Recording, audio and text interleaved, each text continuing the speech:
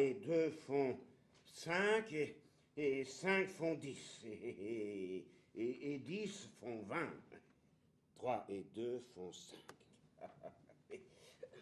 Plus du 24e, un petit clistère insinuatif, préparatif et rémollient pour amollir, humecter et rafraîchir les entrailles de monsieur. Oh, ce qui me plaît de monsieur Florent, mon apothicaire, c'est que ses parties sont toujours fort civiles. Les entrailles de monsieur. 30 sols? Ah oui, mais monsieur Florent, ce n'est pas tout que d'être civil. Non, non, il faut être aussi raisonnable et ne pas écorcher les malades. 30 sols, un lavement. Oh. Je suis votre serviteur, je vous l'ai déjà dit. Oh, vous ne me les avez mis dans les autres parties qu'à 20 sols. 20 sols, en langage d'apothicaire, c'est-à-dire 10 sols. Les voilà, 10 sols. Oh. Plus du 10 jours, le soir, un julep hépatique, soporifique et somnifère, composé pour faire dormir monsieur 35 sols. Ah. Ouais, bon, je ne me plains pas de celui-là, car il me fit bien dormir. 10, 15, 16, 17 sols, 6 deniers. Plus, du 25e, une bonne médecine purgative et corroborative. Une bonne médecine. Une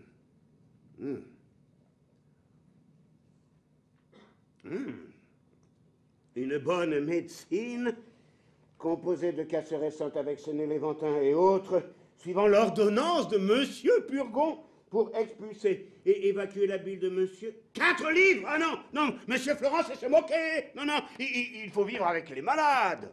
Oh, monsieur Purgon ne vous a pas ordonné de mettre 4 francs. Hein? Mettez 3 livres, s'il vous plaît. 20 et 30 sols. Plus du 27e. Une bonne médecine composée pour hâter d'aller et chasser dehors les mauvaises humeurs de monsieur.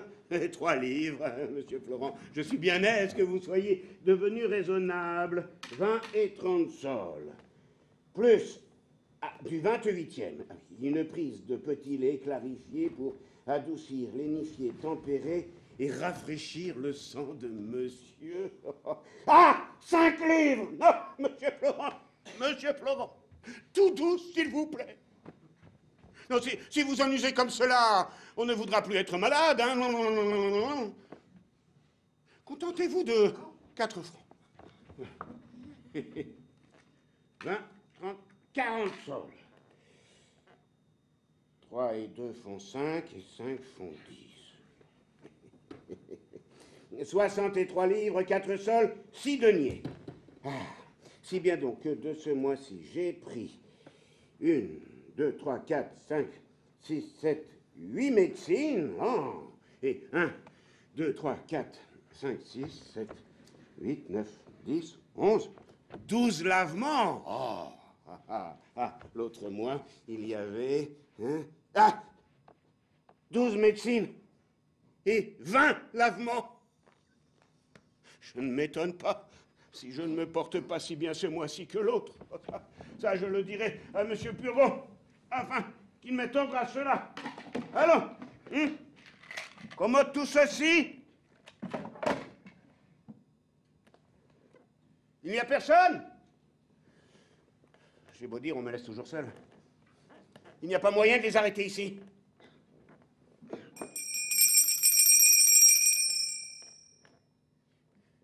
Ils n'entendent point. Ma sonnette ne fait pas assez de bruit. Drolin, drolin, drolin! Non, point d'affaire. Ils sont sourds. Drolin, drolin! Toinette! Toinette! Tout comme si je ne sonnais point. La chienne, la pandarde! Drolin, drolin! Carogne à tout le diable! Voilà qui est pitoyable! Drolin, drolin, drolin! Est-il possible qu'on laisse comme cela un pauvre malade tout seul, hein? Drolin, drolin, drolin! Mon Dieu! Ils me laisseront ici mourir! On y va. Chienne, Caronne! Médiocre soit fait de votre impatience. Vous pressez si fort les personnes que je me suis donné un grand coup de la tête contre l'angle d'un volet. Ah, traîtresse! Il y a 1 heure! Tu m'as laissé! Tais-toi donc, coquine, que je te querelle! Ma foi, j'en suis d'avis après ce que je me suis fait. Tu m'as fait égosiller, Caronne! Et vous m'avez fait vous casser la tête. L'un vaut bien l'autre. Quitte à quitte, si vous voulez. Quoi? Si Coquine! vous querellez, je pleurerai. Me laisser, chienne, tu veux? Quoi, il faudra encore que je n'ai pas le plaisir de la quereller? Oh, mais querellez tout votre sou, je le veux bien. Tu m'en empêches, chienne, en m'interrompant à tout coup. Et si vous avez le plaisir de quereller, il faut bien que de mon côté, j'ai le plaisir de pleurer.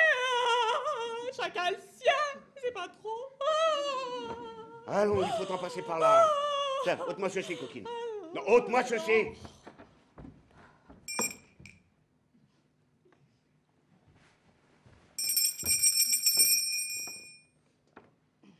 Mon lavement d'aujourd'hui a-t-il bien opéré? Votre lavement? Oui, oui. Ai-je bien fait de la bile? Ma foi, je ne me mêle point de ces affaires-là. C'est à Monsieur Florent à y mettre le nez puisqu'il en a le profit. Qu'on ait soin de me tenir un bouillon prêt pour l'autre que je dois tantôt prendre. Ce Monsieur Florent-là et ce Monsieur Purgon s'égaient bien sur votre corps. Ils ont en vous une bonne vache à lait. Et je voudrais bien leur demander quel mal vous avez pour vous faire tant de remèdes. Taisez-vous, ignorante! Ce n'est pas à vous à contrôler les ordonnances de la médecine. Qu'on me fasse venir ma fille, Angélique. J'ai à lui dire quelque chose. La voici qui vient d'elle-même. Elle a deviné votre pensée. Oh, approchez, Angélique. Oh, vous venez à propos. Je voulais vous parler. Me voilà prête à vous ouïr. Hein? Oui, non, attendez, je vais revenir tout à l'heure. Allez vite, monsieur, allez. Monsieur Florent nous donne des affaires. Antoinette, Quoi? regarde-moi un peu. Eh bien, je vous regarde. Antoinette. Eh bien, quoi, toi, Annette? Ne devines-tu point de quoi je veux parler? Je m'en doute assez. De notre jeune amant. Car c'est sur lui depuis 6 jours que roulent tous nos entretiens et vous n'êtes point bien si vous n'en parlez à toute heure. Puisque tu connais cela, que n'es-tu donc la première à m'en entretenir? Et que ne m'épargnes-tu la peine de te jeter sur ce discours? Et vous ne m'en donnez pas le temps. Et vous avez des soins là-dessus qu'il est difficile de prévenir. Je t'avoue que je ne saurais me lasser de te parler de lui et que mon cœur profite avec chaleur de tous les moments de s'ouvrir à toi. Mais dis-moi, Antoinette, condamnes-tu les sentiments que j'ai pour lui? Je n'ai garde. Ai-je tort de m'abandonner à ces douces impressions? Je ne dis pas cela. Et voudrais-tu que je fusse insensible aux tendres protestations de cette passion ardente qu'il témoigne pour moi? Ah, Dieu ne plaise. Dis-moi un peu, ne trouves-tu pas comme moi quelque chose du ciel, quelque effet du destin dans l'aventure inopinée de notre connaissance? Ah oui. Ne trouves-tu pas que cette action d'embrasser ma défense sans me connaître est tout à fait d'un honnête homme? Oh oui. Que l'on ne peut pas en user plus généreusement. D'accord. Et qu'il fit tout cela de la meilleure grâce du monde. Ah oui. Ne trouves-tu pas, Toinette, qu'il est bien fait de sa personne? Assurément. Qu'il a l'air le meilleur du monde. Sans doute. Mais que ses discours comme ses actions ont quelque chose de noble. Cela est sûr. Et que l'on ne peut rien entendre de plus passionné que tout ce qu'il me dit. Il est vrai. Et qu'il n'y a rien de plus fâcheux que la contrainte où on me tient, qui bouge tout commerce au doux empressement de cette mutuelle ardeur que le ciel nous inspire. Vous avez raison. Mais, ma pauvre Toinette, crois-tu qu'il m'aime autant qu'il me le dit? Ces choses-là, parfois, sont un peu sujettes à caution. Les grimaces d'amour ressemblent fort à la vérité. Et j'ai vu de grands comédiens là-dessus. Antoinette, es-tu là? Hélas, de la façon qu'il parle, serait-il bien possible qu'il ne me dise pas vrai? En tout cas, vous en serez bientôt éclairci. Et la résolution où il vous écrivit hier qu'il était de vous faire demander en mariage, et la plus prompte voie vous faire connaître s'il vous dit vrai ou non. C'en sera là la bonne preuve. Antoinette, si celui-là me trompe, je ne croirai de ma vie aucun homme. Voilà votre père qui revient. Ça. Oh, ça, ma fille. Je vais vous dire une nouvelle où peut-être vous ne vous attendez pas. On vous demande en mariage. Oh, qu'est-ce que cela? Vous riez? Oh, cela est plaisant, oui. Ce mot de mariage, il n'y a rien de plus drôle pour les jeunes filles. Oh, nature, nature. À ce que je puis voir, ma fille, je n'ai que faire de vous demander si vous voulez bien vous marier. Je dois faire, mon père, tout ce qu'il vous plaira de m'ordonner. Je suis bien aise d'avoir une fille si obéissante. La chose est donc conclue, et je vous ai promise. C'est à moi, mon père, de suivre aveuglément toutes vos volontés. Ma femme, votre belle-mère, voulait que je vous fisse religieuse, oui, et votre petite sœur Louison aussi. Oui, de tout temps, elle a été heurtée à cela. La bonne bête a ses raisons. Elle ne voulait point consentir à ce mariage. Mais je l'ai emportée, et ma parole est donnée. Que je vous suis obligée, mon père, de toutes vos bontés. En vérité, monsieur, je vous sais bon gré de cela, et voilà l'action la plus sage que vous ayez faite de votre vie. Je n'ai point encore vu la personne, mais l'on m'a dit que je serais content, et toi aussi. Assurément, mon père. Comment? L'as-tu vu? Puisque votre consentement m'autorise à vous pouvoir ouvrir mon cœur, je ne feindrai point de vous dire que le hasard nous a fait connaître il y a 6 jours, et que la demande qu'on vous a faite est un effet de l'inclination que dès cette première vue, nous avons prise l'un pour l'autre. Ils ne m'ont pas dit cela. Mais j'en suis bien aise, et c'est tant mieux que les choses aillent de la sorte. Oh, oh, oh, oh. Ils disent que c'est un grand jeune garçon bien fait. Oui, mon père. De belle taille. Sans doute. Agréable de sa personne. Assurément. Oh, de bonne physionomie. Très bonne. Et sage et bien né. Tout à fait. Et fort honnête. Le plus honnête du monde. Et qui parle bien latin et grec. Ah? C'est ce que je ne sais pas. Et qui sera reçu médecin dans 3 jours. Lui, mon père. Oui. Est-ce qu'il ne te l'a pas dit? Mais non, vraiment. Et qui vous l'a dit à vous? Monsieur Purgon. Est-ce que Monsieur Purgon le connaît? Oh, la belle demande. Il faut bien qu'il le connaisse, puisque c'est son neveu. Cléante, neveu de Monsieur Purgon. Quelle Cléante? Hein, nous parlons de celui pour lequel on t'a demandé en mariage. Ah oui! Oui, eh bien, c'est le neveu de Monsieur Purgon. C'est le fils de son beau-frère, le médecin, Monsieur Diafoirus. Et ce fils-là s'appelle Thomas Diafoirus, non pas Cléante. Et nous avons conclu ce mariage-là ce matin. Monsieur Purgon, Monsieur Florent et moi. Et demain, ce gendre prétendu doit m'être amené par son père. Mais qu'est-ce? Voilà tout est mobile. C'est mon père que je connais, que vous avez parlé d'une personne et que j'ai entendu une autre. Quoi, monsieur, vous auriez fait ce dessin burlesque et avec tout le bien que vous avez, voudriez marier votre fille avec un médecin? Ben oui.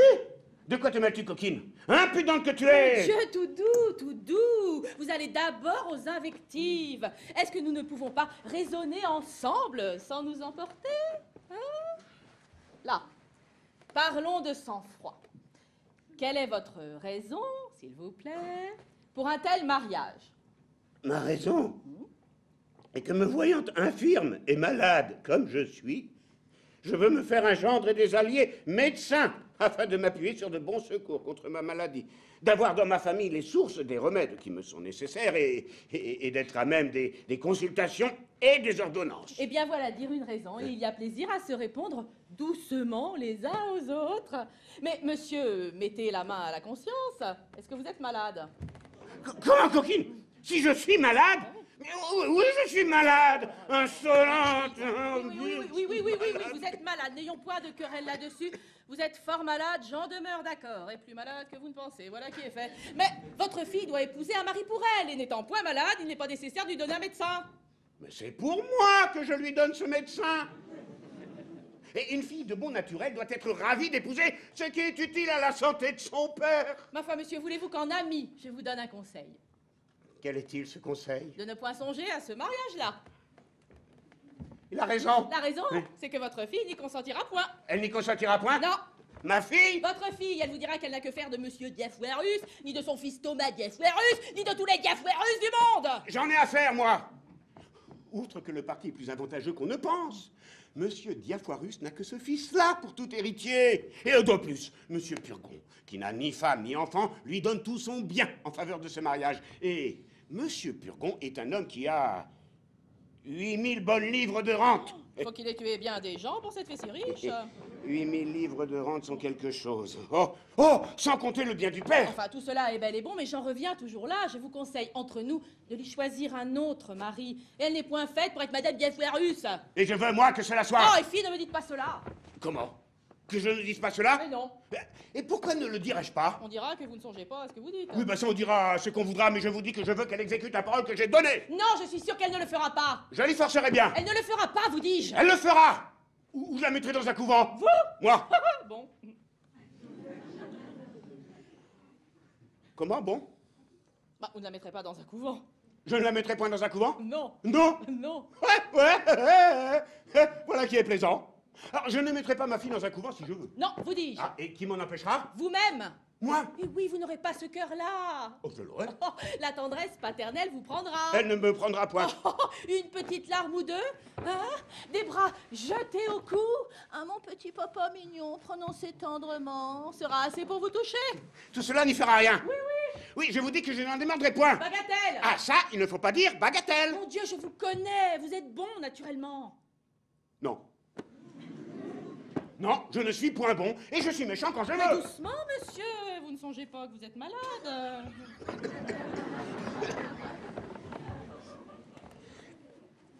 Et je lui commande absolument de se préparer à prendre le mari que je dis. Et moi, je lui défends absolument d'en faire rien.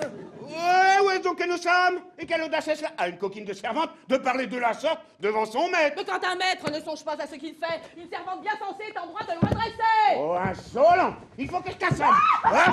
Il est de mon devoir de vous poser aux choses qui vous peuvent déshonorer. Ah oui? Viens, viens, viens! Que je t'apprenne à parler! Ah. Je m'intéresse comme je dois, ne vous pas laisser faire de folie. Oh, mais la chienne!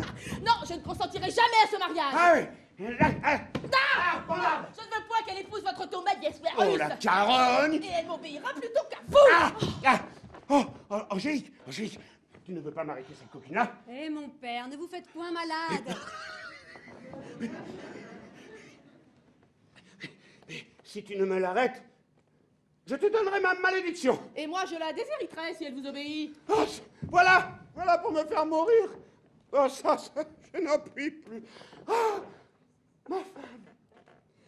Approchez!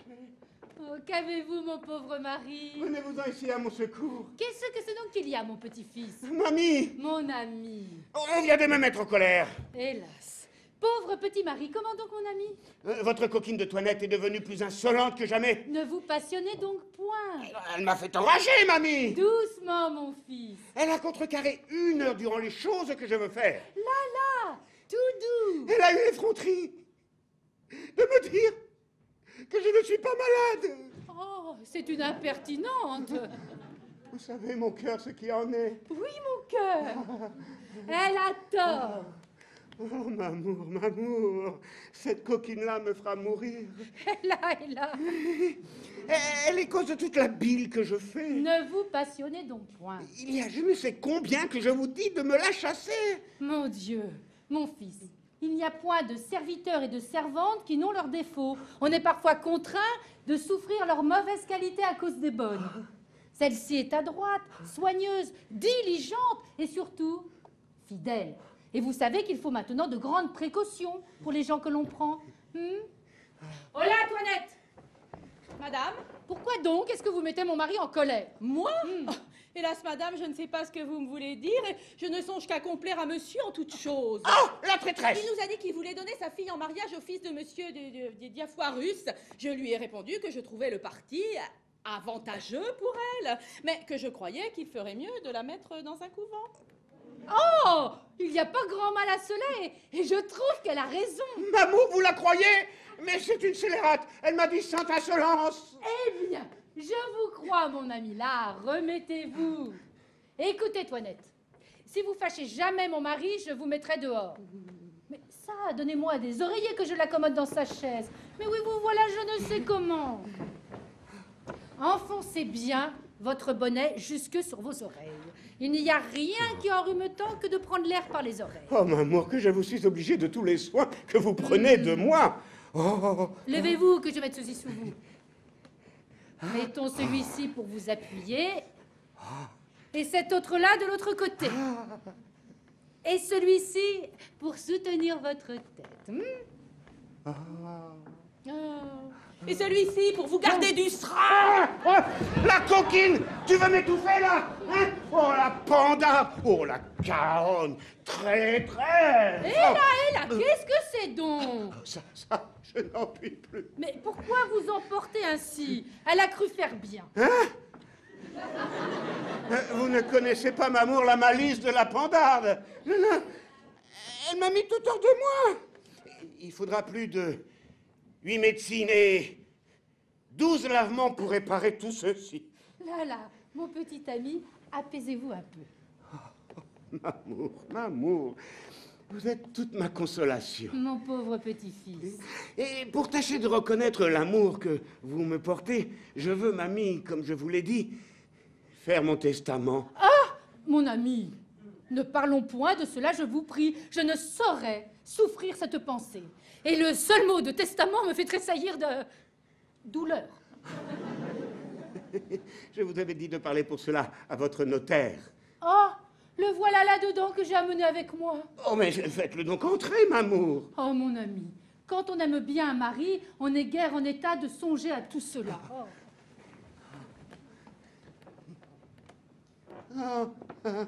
Approchez, monsieur de Bonnefoy, approchez. Oh, prenez un siège, s'il vous plaît. Ma femme m'a dit, monsieur, que vous étiez fort honnête homme et tout à fait de ses amis. Je l'ai chargé de vous parler pour un testament que je veux faire. Hélas, je ne suis point capable de parler de ces choses-là.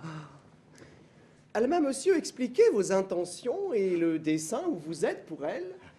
Et j'ai à vous dire là-dessus que vous ne sauriez rien donner à votre femme par votre testament. Pourquoi? La coutume y résiste.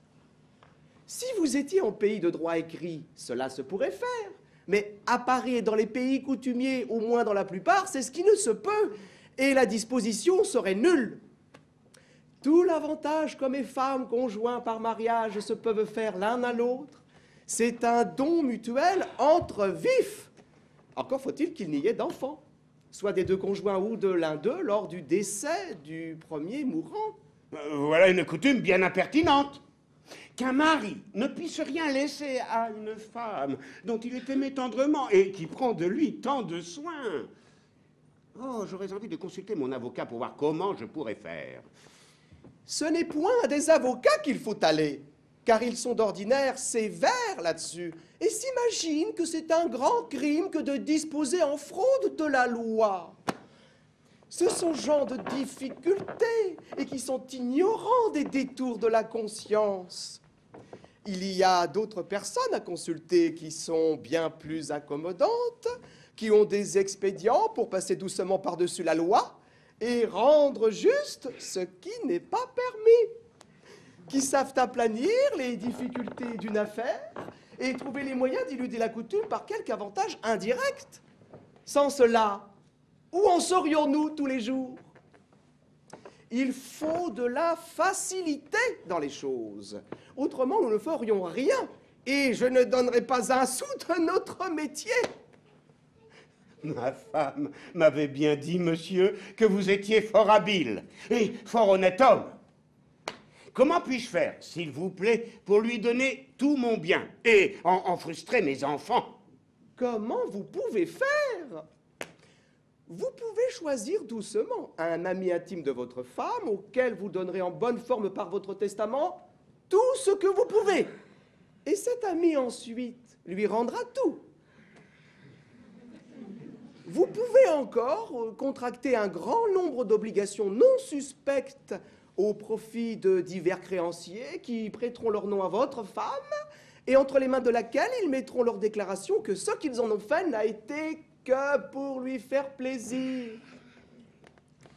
Vous pouvez aussi mettre entre ses mains de l'argent comptant ou des billets que vous pourrez avoir payables au porteur. Mon Dieu, il ne faut point vous tourmenter de tout cela. S'il vient faute de vous, mon fils, je ne veux plus rester au monde. Mamie! Oui, si je suis assez malheureuse pour vous perdre, Ma chère femme! la vie ne me sera plus de rien. Oh, Mamour! Et je suivrai vos pas pour vous faire connaître la tendresse que j'ai pour vous. Vous me fendez le cœur! Consolez-vous, je vous prie! Ces larmes sont hors de saison, et les choses n'en sont point encore là. Ah, monsieur, vous ne savez pas ce que c'est qu'un mari qu'on aime tendrement. Oh, tout le regret que j'aurai, si je meurs, mamie, c'est de n'avoir point un enfant de vous. Oh. Monsieur Purgon m'avait dit qu'il m'en ferait faire un. Cela pourra venir encore. Oh. Il faut faire, Mamour, mon testament de la façon que monsieur dit. Mais par précaution, je veux vous mettre entre les mains 20 000 francs en or que j'ai dans le lambris de mon alcôve et 2 billets payables aux porteurs qui me sont dus, l'un par monsieur Damon et l'autre par monsieur Géronte. Non, non, je ne veux point de tout cela. Oh, combien dites-vous qu'il y a dans votre alcôve? 20 000 francs, Mamour. Ne me parlez point de bien, je vous prie. Ah, de combien sont les 2 billets? Ils sont, mamie, l'un de 4 000 francs et l'autre de 6. Oh, mon ami, tous les biens du monde ne me seront rien au prix de vous. Voulez-vous que nous procédions au testament? Oui, oui, monsieur. Mais nous serons mieux dans mon petit cabinet. Oui. Oh, Mamour, Mamour, conduisez-moi, je vous prie. Allons, mon pauvre petit-fils.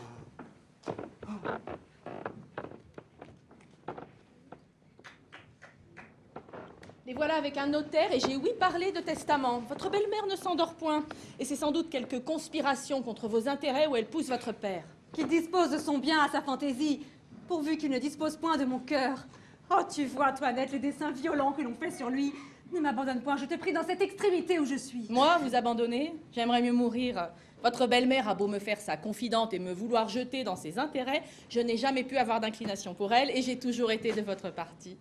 Laissez-moi faire. J'emploierai toute chose pour vous servir, mais pour vous servir avec plus d'effet, je veux changer de batterie, couvrir le zèle que j'ai pour vous et feindre d'entrer dans les sentiments de votre père et de votre belle-mère. Tâche, je t'en conjure, de faire donner avis à Cléante du mariage qu'on a conclu. Je n'ai personne à employer à cet office que le vieil usurier, Polichinelle, mon amant. Il m'en coûtera pour cela quelques paroles de douceur que je veux bien dépenser pour vous. Pour aujourd'hui, il est trop tard, mais demain, de grand matin, je l'enverrai quérir et il sera ravi de... Ah, voilà qu'on m'appelle. Bonsoir. Reposez-vous sur moi.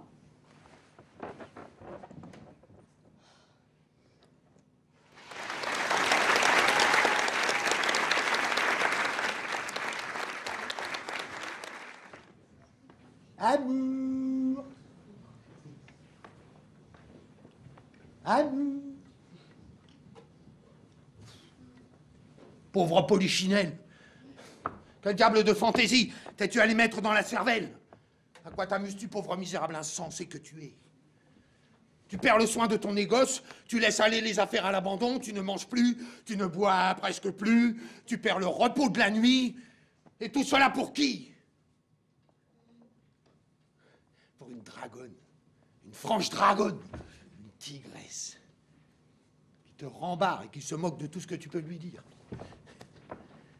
Tu le veux? Amour. Il faut être fou, comme beaucoup d'autres. Ce n'est pas le mieux du monde à un homme de mon âge, mais qui fait, on n'est pas sage quand on veut. Et les vieilles cervelles se démontent comme les jeunes. Je suis venu pour voir si je ne pourrais pas attendrir ma tigresse par une sérénade. Il n'y a rien parfois de plus touchant qu'un amant qui vient chanter ses doléances au gond et au verrou de la porte de sa maîtresse. Voilà de quoi accompagner ma voix. Ma chère tigresse, oh la plus belle des princesses, je vous aime le jour, la nuit, je vous adore.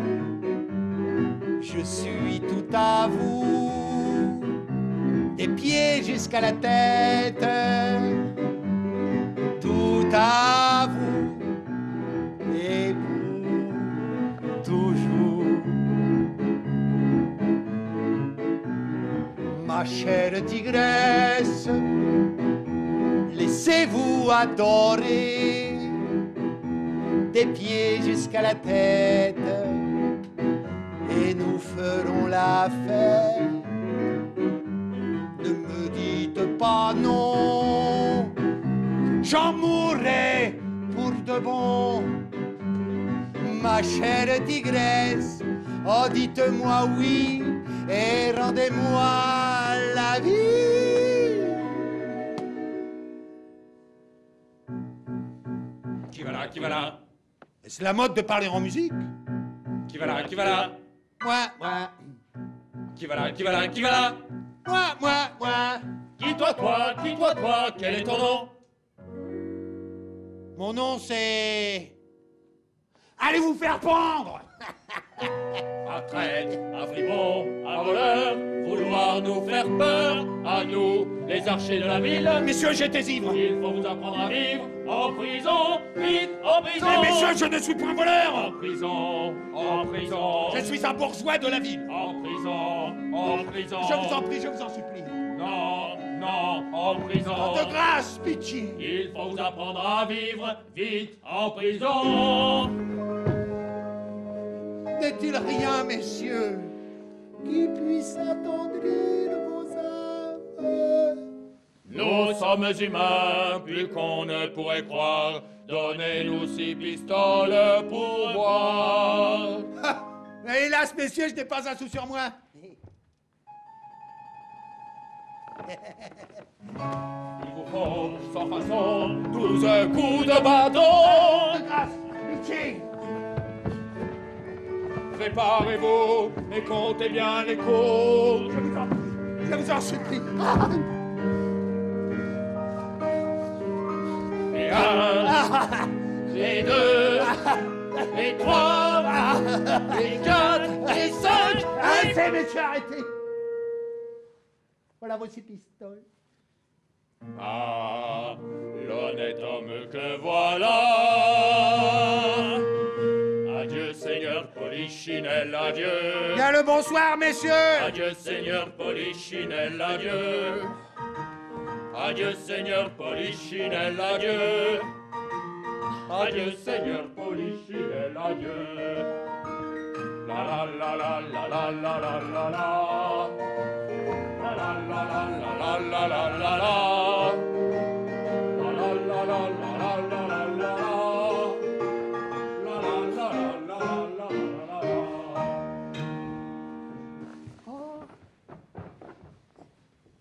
Ma chère tigresse, oh la plus belle des princesses, je vous aime le jour, la nuit, je vous adore, je suis tout à vous, des pieds jusqu'à la tête,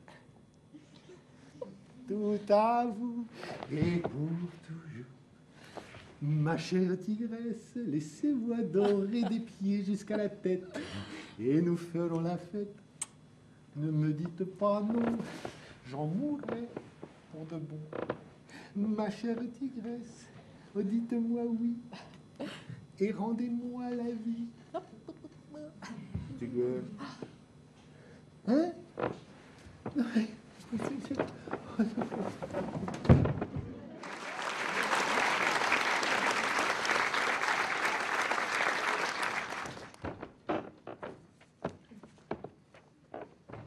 Que demandez-vous, monsieur? Ce que je demande, Oh, c'est vous? Quelle surprise!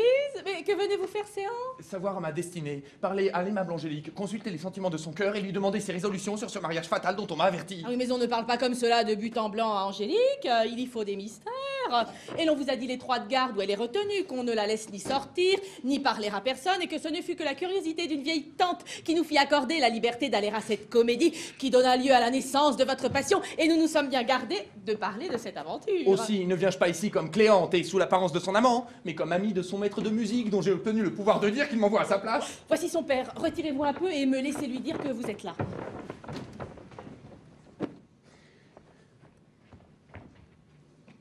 Monsieur Purgon m'a dit de me promener le matin dans ma chambre.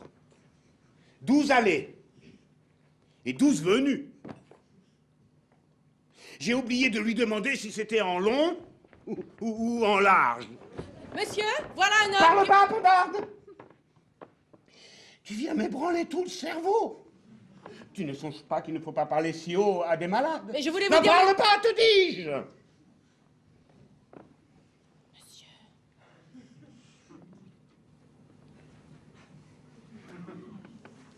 Eh? Je vous dis...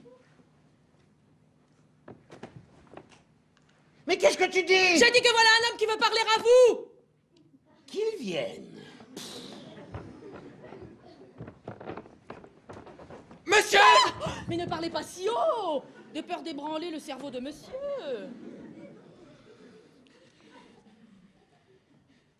Monsieur, je suis ravi de vous trouver debout et de voir que vous vous portez mieux. Comment qu'il se porte mieux? Cela est faux. Monsieur se porte toujours mal. J'ai ouï dire que monsieur était mieux, et je lui trouve bon visage. Bah, que voulez-vous dire avec votre bon visage? Oh, monsieur l'a fort mauvais. Et ce sont des impertinents qui vous ont dit qu'il était mieux. Il ne s'est jamais si mal porté. Elle a raison. Il marche, dort, mange et boit, tout comme les autres, mais cela n'empêche pas qu'il ne soit fort malade. Cela est vrai. Monsieur, j'en suis au désespoir. Je viens de la part du maître à chanter de mademoiselle votre fille. Il s'est vu obligé d'aller à la campagne pour quelques jours, et comme son ami intime, il m'envoie à sa place pour lui continuer ses leçons. Hein? Et de peur qu'en les interrompant, elle ne vînt à oublier ce qu'elle sait déjà. Fort bien. Appelez Angélique. Je crois, monsieur, qu'il sera mieux de mener monsieur à sa chambre. Non, non, faites-la venir. Il ne pourra lui donner leçon comme il faut, si leçon en particulier. Si fait, si fait. Mais, monsieur, cela ne fera que vous étourdir. Il ne faut rien pour vous émouvoir en l'état où vous êtes et vous ébranler le cerveau. Point, point. J'aime la musique et je serai bien aise. Oh, la voici. Eh, allez vous en voir, vous, si ma femme est habillée. Venez, ma fille. Votre maître de musique est allé au chant. Mais voilà une personne qui l'envoie à sa place pour vous montrer. Oh ciel! Qu'est-ce? D'où vient cette surprise? C'est... Quoi? Qu'est-ce qui vous émeut de la sorte? C'est mon père, une aventure surprenante qui se rencontre ici. Comment? J'ai songé cette nuit que j'étais dans le plus grand embarras du monde et qu'une personne faite tout comme monsieur s'est présentée à moi, à qui j'ai demandé secours et qui m'est venue tirer de la peine où j'étais. Et ma surprise a été grande de voir inopinément, en arrivant ici, ce que j'ai eu dans l'idée toute la nuit. Ce n'est pas être malheureux que d'occuper votre pensée soit en dormant, soit en veillant. Et mon bonheur serait grand, sans doute, si vous étiez dans quelque peine dont vous me jugeassiez digne de vous tirer. Et il n'est rien Ma foi, que... monsieur, je suis pour vous maintenant et je me dédie de tout ce que je disais hier. Voici monsieur Diafoirus le père et monsieur Diafoirus le fils qui viennent vous rendre visite. Oh, que vous serez bien engendrés. Vous allez voir le garçon le mieux fait du monde et le plus spirituel. Il n'a dit que 2 mots qui m'ont ravi. Et votre fille va être charmée de lui. Oh non, monsieur, ne vous en allez point. Non, non. C'est que je marie ma fille. Et voilà qu'on lui amène son prétendu mari qu'elle n'a point encore vu. C'est m'honorer beaucoup, monsieur, de vouloir que je sois témoin d'une entrevue si agréable. C'est le fils d'un habile médecin. Et le mariage se fera dans 4 jours. Fort bien. Oh! Mandez-le un peu à son maître de musique afin qu'il se trouve à la noce. Je n'y manquerai pas. Mais je vous y prie aussi. Monsieur, vous me faites beaucoup d'honneur. Allons, allons, qu'on se range, les voici.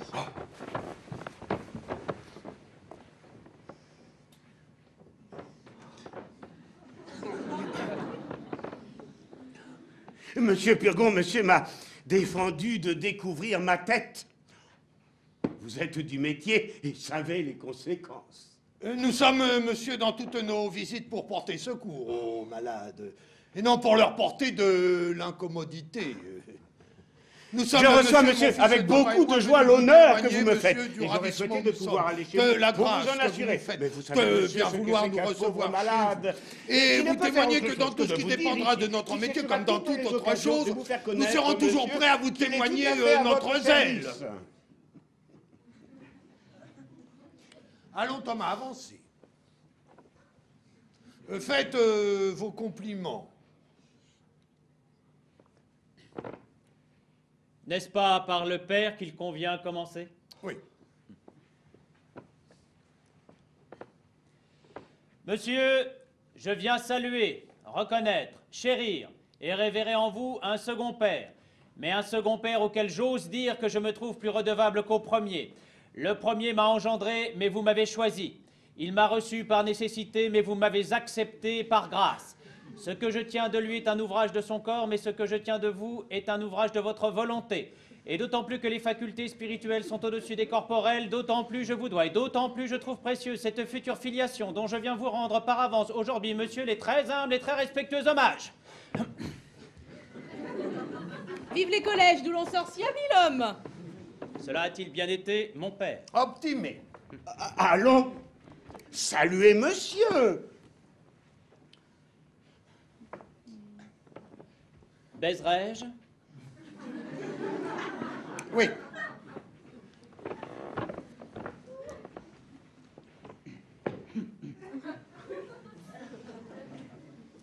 Madame, c'est avec justice que le ciel vous a concédé le nom de belle-mère. Hein? Non, non, non, non, non, non. Non, non, ce n'est pas ma femme. C'est ma fille à qui vous parlez. Ah, où donc est-elle? Oh, elle va venir. Ah. Attendrai-je, mon père, qu'elle soit venue? Eh bien, faites toujours vos compliments à mademoiselle.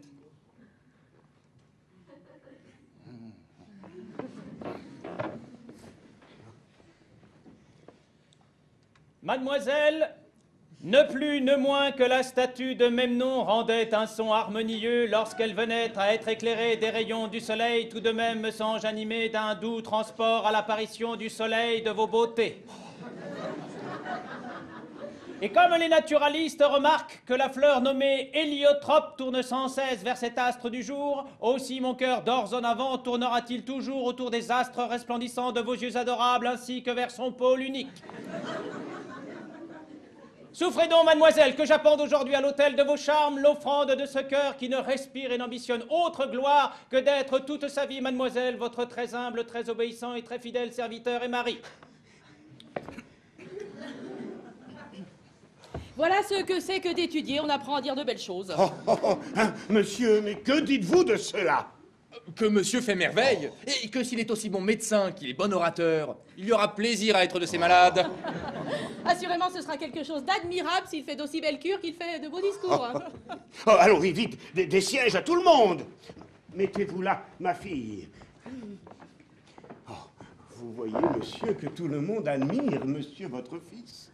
Je vous trouve bien heureux d'avoir un garçon comme cela. Ah!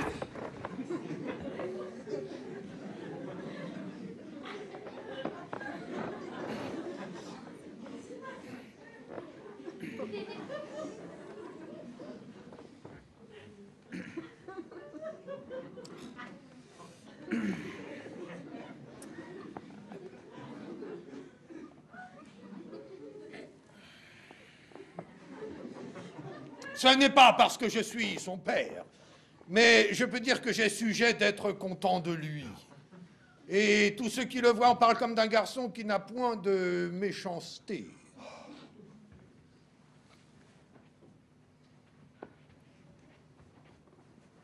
Il n'a pas l'imagination bien vive,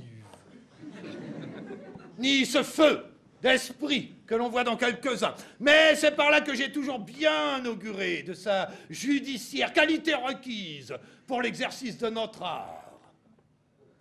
Lorsqu'il était petit, il n'a jamais été ce qu'on appelle vif, éveillé.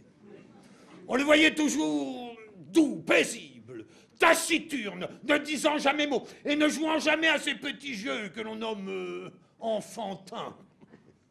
On eut toutes les peines du monde à lui apprendre à lire. Il avait 9 ans qu'il ne connaissait pas encore ces lettres. Bon, disais-je en moi-même, les arbres tardifs sont ceux qui portent les meilleurs fruits. On grave sur le marbre bien plus malaisément que sur le sable. Mais les choses y sont conservées bien plus longtemps. Et cette lenteur à comprendre, cette pesanteur d'imagination est la marque d'un bon jugement à venir. Lorsque je l'envoyai au collège, il trouva de la peine, mais il se raidissait contre les difficultés. Et ses régents se louaient toujours à moi, de son travail et de son assiduité. Enfin, à force de battre le fer, il en est venu glorieusement avoir ses licences. Et je peux dire sans vanité que depuis 2 ans qu'il est sur les bancs, il n'y a point de candidat qui n'ait fait plus de bruit que lui. Dans toutes les disputes de notre école, il s'y est rendu redoutable. Il ne s'y passe pas un acte sans qu'il n'aille argumenter à outrance pour la proposition contraire. Il est ferme dans la dispute.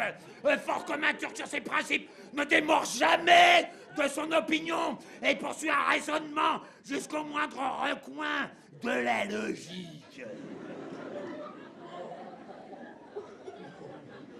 Enfin, en toute chose, ce qui me plaît en lui et en quoi il suit mon exemple, c'est qu'il s'attache aveuglément aux opinions de nos anciens, qu'il n'a jamais voulu entendre ni écouter les raisons et les expériences des soi-disant découvertes de notre siècle, touchant la circulation du sang ou autre opinion de même farine. J'ai, contre les circulateurs, soutenu une thèse qu'avec la permission de monsieur, j'ose présenter à mademoiselle comme un hommage que je lui dois des prémices de mon esprit. Monsieur, c'est pour moi un meuble inutile et je ne me connais pas à ces choses-là. Donnez, donnez, elle est toujours bonne à prendre pour l'image. Cela servira à parer notre chambre. Avec la permission aussi de monsieur, je vous invite à venir voir un de ces jours pour vous divertir, la dissection d'une femme sur quoi je dois raisonner. Oh, le divertissement sera agréable. Il y en a qui donnent la comédie à leur maîtresse. Mais donner une dissection est quelque chose de plus galant. De reste, pour ce qui est des qualités requises pour le mariage et la propagation, je peux dire que selon les règles de nos docteurs, il est tel qu'on le peut souhaiter. Il possède en un degré louable la vertu prolifique. Et il est du tempérament qu'il faut pour engendrer et procréer des enfants bien conditionnés. Mais n'est-ce pas de votre intention, monsieur, de le pousser à la cour et d'y ménager pour lui une charge de médecin? À vous le dire franchement, notre métier auprès des grands ne m'a jamais paru agréable. J'ai toujours pensé qu'il valait mieux pour nous autres demeurer au public. Le public est commode. Vous n'avez à répondre de vos actions à personne. Et pourvu que l'on suive le courant des règles de l'art, on n'est point en peine de tout ce qui pourrait arriver. Ce qu'il y a de fâcheux auprès des grands, c'est que lorsqu'ils viennent à être malades, ils veulent absolument que leur médecin les guérisse.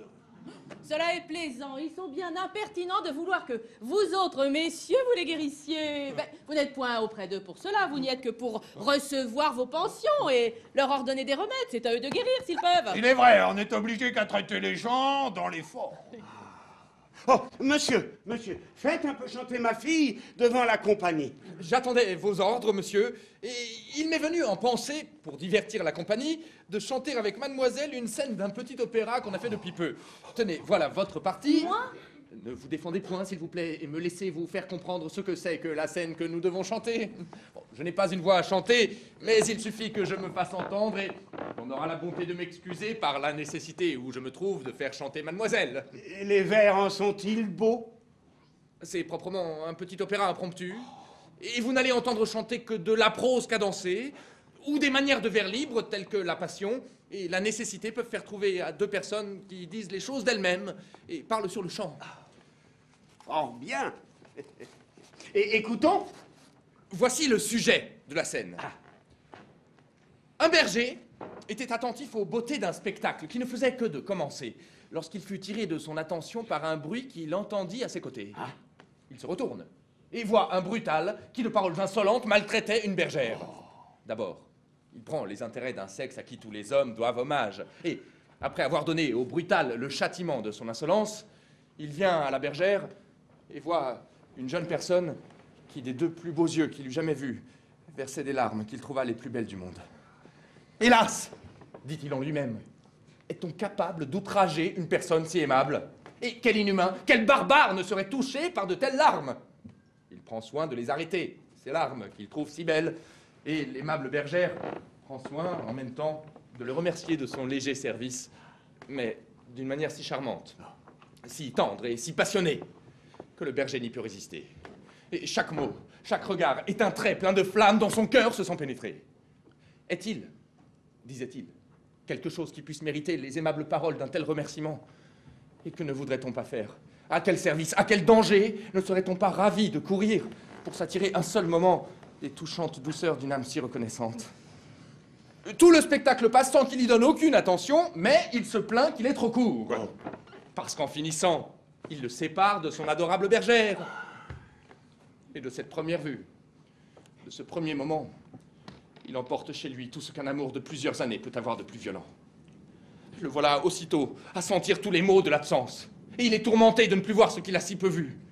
Il fait tout ce qu'il peut pour se redonner cette vue, dont il conserve nuit et jour une si chère idée. Mais la grande contrainte où l'on tient sa bergère lui en ôte tous les moyens.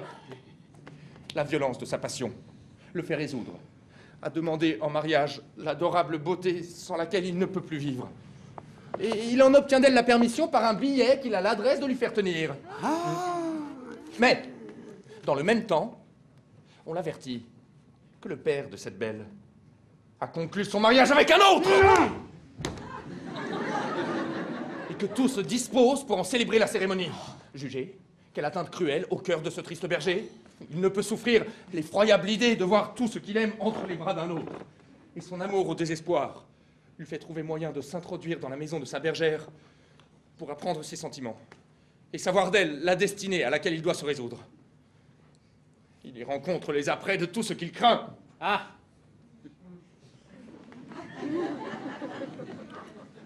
Il y voit venir l'indigne rival que le caprice d'un père oppose aux tendresses de son amour.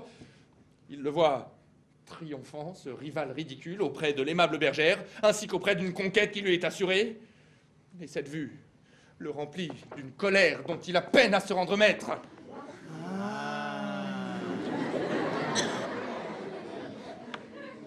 Il jette de douloureux regards sur celle qu'il adore, et son respect. Et la présence de son père l'empêche de lui rien dire que des yeux. Mais enfin, il force toute contrainte. Et le transport de son amour l'oblige à lui parler ainsi.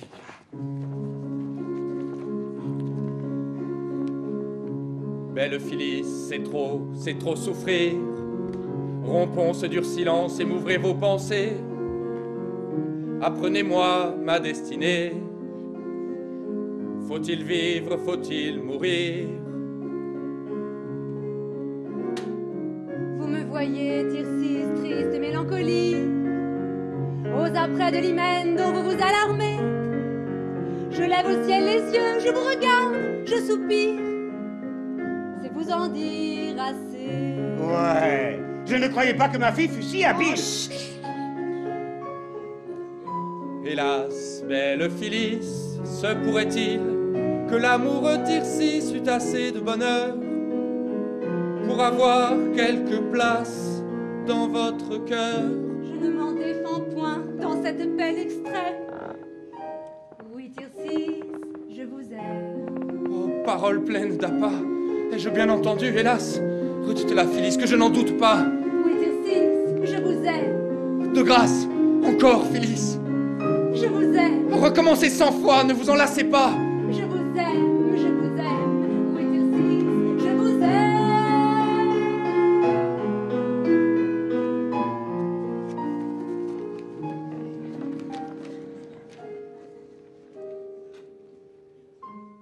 Dieu, roi qui sous vos pieds regardez tout le monde, pouvez-vous comparer votre bonheur au mien? Mais Phyllis, une pensée vient troubler ce doux transport. Un rival, un rival. Je le hais plus que la mort et sa présence ici m'est un cruel supplice. Mais un père à ses vœux vous veut assujettir.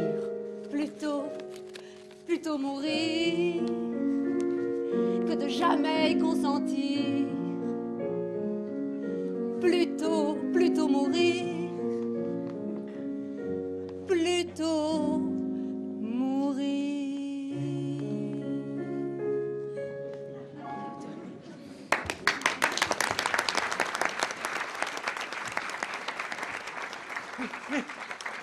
Mais que dit le père à tout ceci? Il ne dit rien. Ah, ben voilà un sot père que ce père-là, de souffrir ces sottises-là sans rien dire. Hein. Ah, mon amour. Non. Oh, voilà, c'est...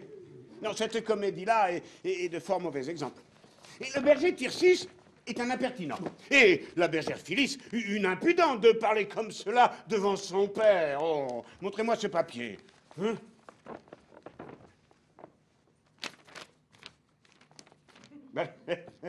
Où sont donc les paroles que vous avez dites?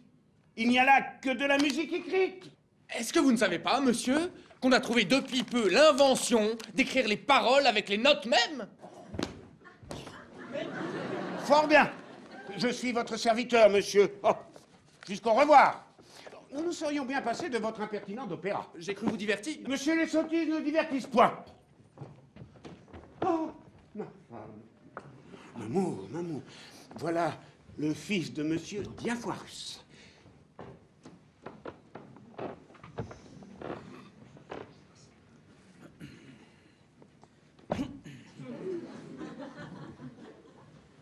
Madame, c'est avec justice que le ciel vous a concédé le nom de belle-mère, puisque l'on voit sur votre visage... Monsieur, je suis ravie d'être venue ici à propos pour avoir l'honneur de vous voir.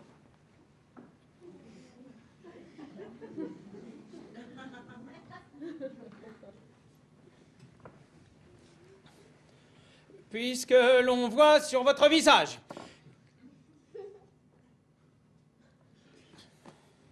Madame, c'est avec justice le ciel vous a concédé le nom de belle-mère, puisque l'on voit sur votre...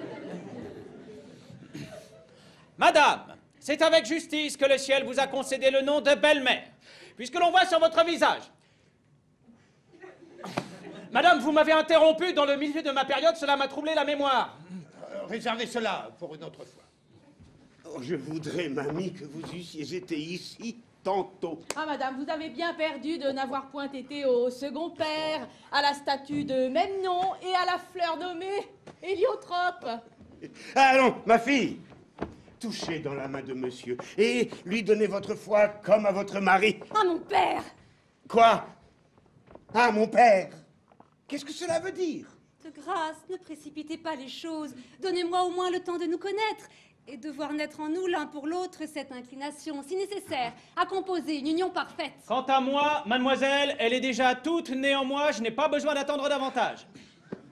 Si vous êtes si prompt, monsieur, il n'en est pas de même pour moi, et je vous avoue que votre mérite n'a pas encore fait assez d'impression dans mon âme.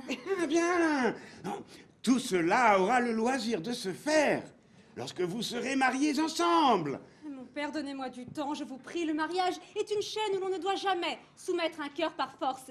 Et si monsieur est honnête homme, il ne doit point vouloir accepter une personne qui serait à lui par contrainte. Nego consequentiam, mademoiselle, et je puis être honnête homme et vouloir bien vous recevoir des mains de monsieur votre père.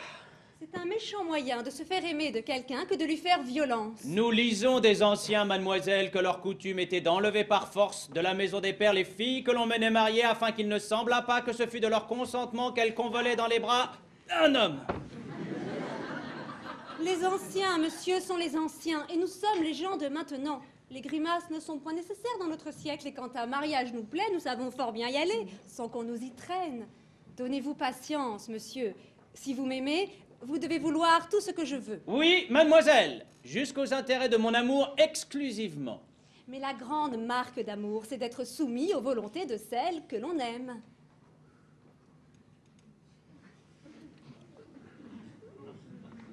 Distinguo, mademoiselle, dans ce qui ne regarde point sa possession concedo, dans ce qui la regarde, nego. Vous avez beau raisonner, monsieur est frais, émolu du collège, et il vous donnera toujours votre reste. Mais pourquoi tant résister et refuser la gloire d'être attaché au corps de la faculté? Elle a peut-être quelque inclination en tête. Si j'en avais, madame, elle serait telle que la raison et l'honnêteté pourraient me la permettre. Oh, ouais, hein? Je joue ici un plaisant personnage. Si j'étais que de vous, mon fils, je ne la forcerais point à se marier. Et je sais bien ce que je ferais. Je sais ce que vous voulez dire, madame, et les bontés que vous avez pour moi. Mais peut-être que vos conseils ne seront pas assez heureux pour être exécutés. C'est que les filles bien sages et bien honnêtes comme vous se moquent d'être obéissantes et soumises aux volontés de leur père. Oui, cela était bon autrefois. Le devoir d'une fille, madame, a des bornes, et la raison et les lois ne l'étendent point à toutes sortes de choses. C'est-à-dire que vos pensées ne sont que pour le mariage, mais vous voulez choisir un époux à votre fantaisie. Si mon père ne veut pas me donner un époux qui me plaise, je le conjurerai au moins de ne me point forcer à en épouser un que je ne puisse pas aimer. Oh, oh, non, messieurs, messieurs, je vous demande pardon de tout ceci. Chacun a son but en se mariant. Pour moi, qui ne veux un mari que pour l'aimer véritablement et qui prétend en faire tout l'attachement de ma vie, je vous avoue que j'y cherche quelques précautions. Il y en a d'aucunes qui prennent des maris seulement pour se tirer de la contrainte de leurs parents et se mettre en état de faire tout ce qu'elles voudront. Il y en a d'autres, madame, qui font du mariage un commerce de pur intérêt qui ne se marient que pour gagner des douaires, que pour s'enrichir par la mort de ceux qu'elles épousent, et courent sans scrupule de mari en mari pour s'approprier leurs dépouilles. Ces personnes-là, à la vérité, n'y cherchent pas tant de façon et regardent peu la personne. Je vous trouve aujourd'hui bien raisonnante, et je voudrais bien savoir ce que vous voulez dire par là. Moi, madame, que voudrais-je dire que ce que je dis? Vous êtes si sotte, mamie, qu'on ne saurait plus vous souffrir. Vous voudriez bien, madame, m'obliger à vous répondre quelque impertinence, mais je vous avertis que vous n'aurez pas cet avantage. Il n'est rien d'égal à votre insolence. Non, madame, vous avez beau dire. Et vous avez un ridicule orgueil, une impertinente présomption qui fait hausser les épaules à tout le monde. Tout ceci, madame, ne servira de rien. Je serai sage, en dépit de vous. Et pour vous ôter l'espérance de pouvoir réussir dans ce que vous voulez, je vais m'ôter de votre vue. Écoute, il n'y a point de milieu à cela. Choisis d'épouser dans 4 jours, ou monsieur, ou un couvent. Ne vous mettez pas en peine, m'amour, je l'arrangerai bien. Je suis fâchée de vous quitter, mon fils, mais j'ai une affaire en ville dont je ne puis me dispenser. Je reviendrai bientôt. Adieu, m'amour. Oh, n'oubliez pas de passer chez votre notaire, afin qu'il expédie ce que vous savez. Adieu, mon pauvre petit-fils. Adieu, mamie. Oh, voilà une femme qui m'aime, cela n'est pas croyable. Monsieur, nous allons prendre congé de vous. Non, monsieur, je vous prie de me dire un peu comment je suis.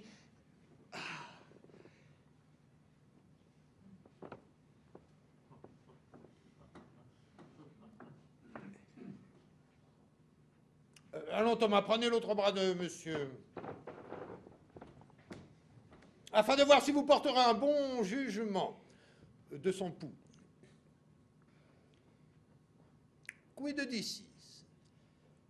Dico que le pouls de monsieur est le pouls d'un homme qui ne se porte point bien, Bon. qu'il est duriuscule, pour ne pas dire dur, Bien. repoussant Bene.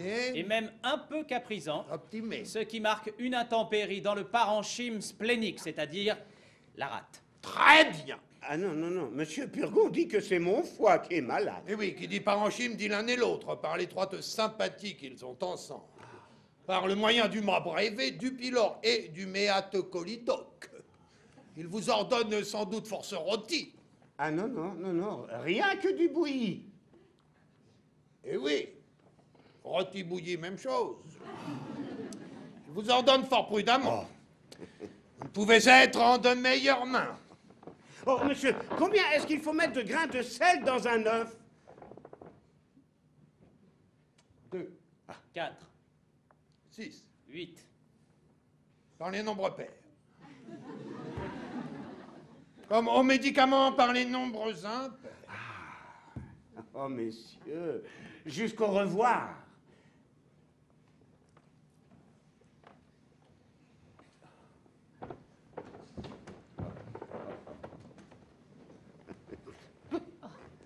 Je viens, mon fils, avant que de sortir, vous donner avis d'une chose à laquelle il faut que vous preniez garde. En passant par devant la chambre d'Angélique, j'ai vu un jeune homme avec elle qui s'est sauvé d'abord qu'il m'a vu. Un jeune homme avec ma fille? Oui, votre petite fille Louison était avec eux, qui pourra vous en dire des nouvelles. Envoyez-la ici, m'amour, envoyez-la ici. Oh, l'effronté, là, je ne m'étonne plus de sa résistance. Oh.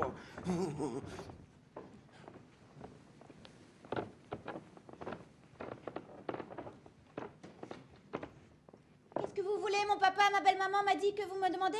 Oui, oui, oui, venez ça, avancez-vous, tournez-vous, levez les yeux, regardez-moi, hé, Mais quoi, mon papa? là. Quoi? N'avez-vous rien à me dire? Eh bien, je vous dirai si vous voulez pour vous désennuyer le conte de Podane ou bien la fable du corbeau et du renard qu'on m'a apprise depuis peu. Non, non, non, ce n'est pas là ce que je demande. Mais quoi donc?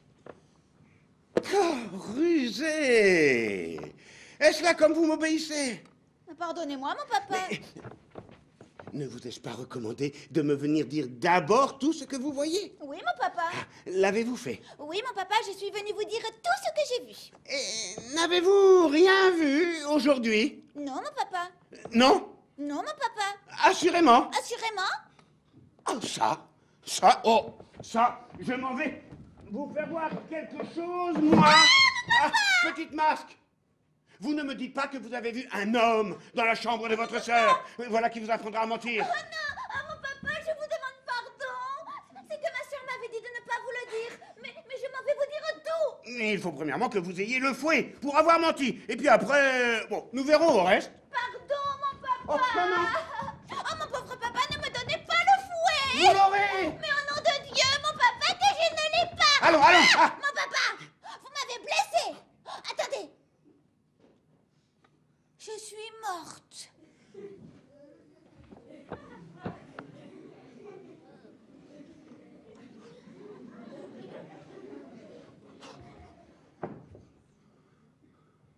Voilà. Qu'est-ce là? Oh là, oh là. Louison. Louison? Oh mon Dieu. Mon Dieu. Louison. Louison. Oh, oh, oh, mon Dieu. Ma fille. Oh, oh. Malheureux que je suis. Ma pauvre petite fille est morte. Oh. Misérable. Qu'ai-je fait? Oh. La peste soit de ce fouet. Psst, psst, psst. Psst, psst, psst, psst. Oh, ma pauvre petite fille. Ma pauvre petite Louison. Oh, là, mon papa. Mais ne pleurez point tant, je ne suis pas morte tout à fait. Oh, ça. Voyez-vous un peu la petite rusée. Oh, ça. Je vous pardonne. Oh, pour cette fois-ci. Mais pourvu que vous me disiez bien tout. Oh oui, mon papa. Et prenez-y bien garde au moins car voilà un petit doigt qui sait tout et qui me dira si vous mentez. Mais mon papa, ne dites pas à ma sœur que je vous l'ai dit. Non, non.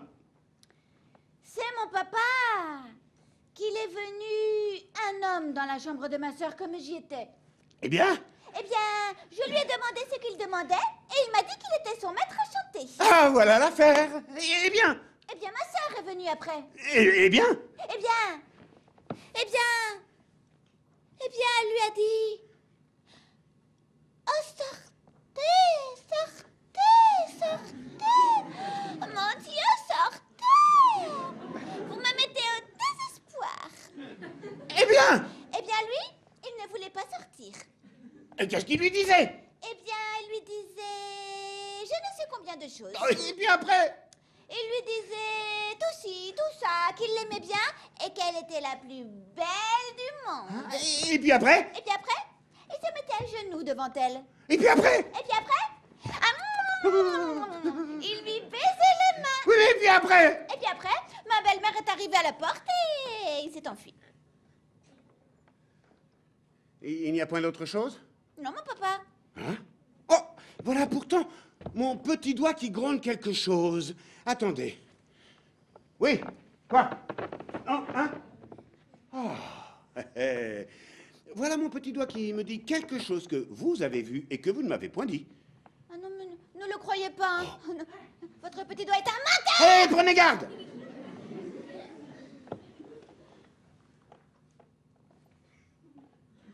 Oui? Oui? Oui? Oui, oui, il ment, je vous assure. Hein? Oui, bon, nous verrons tout cela. Allez, allez-vous-en. Oh, surtout, Louison, prenez bien garde à tout. Hein? Allez. Oh, ça, il n'y a plus d'enfants.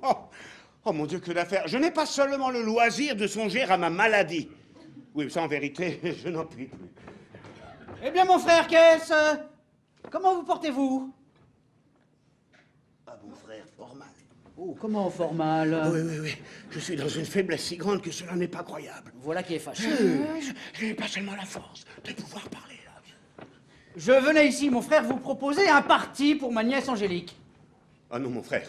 Non, ne me parlez point de cette coquine. Mais non, c'est une friponne, une impertinente, une effrontée que je mettrai dans un couvent avant qu'il ne soit 2 jours. Voilà qui est bien. Je suis bien aise que la force vous revienne un peu et que ma visite vous fasse du bien. Oh, ça, nous parlerons d'affaires tantôt. Je vous amène un divertissement qui dissipera votre chagrin et vous rendra l'âme mieux disposée à ce que nous avons à dire. Ce sont des Égyptiennes vêtus en mauresque, qui font des danses mêlées de chansons où je suis sûr que vous prendrez plaisir. Et cela vaudra bien une ordonnance de Monsieur Purgon. Allons!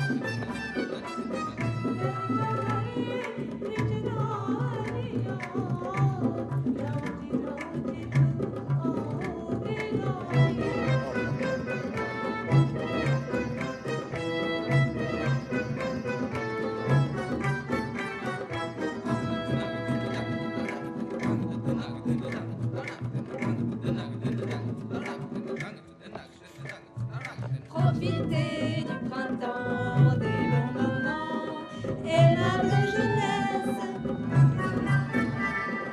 Profitez du printemps, des bons moments, donnez-vous à la tendresse.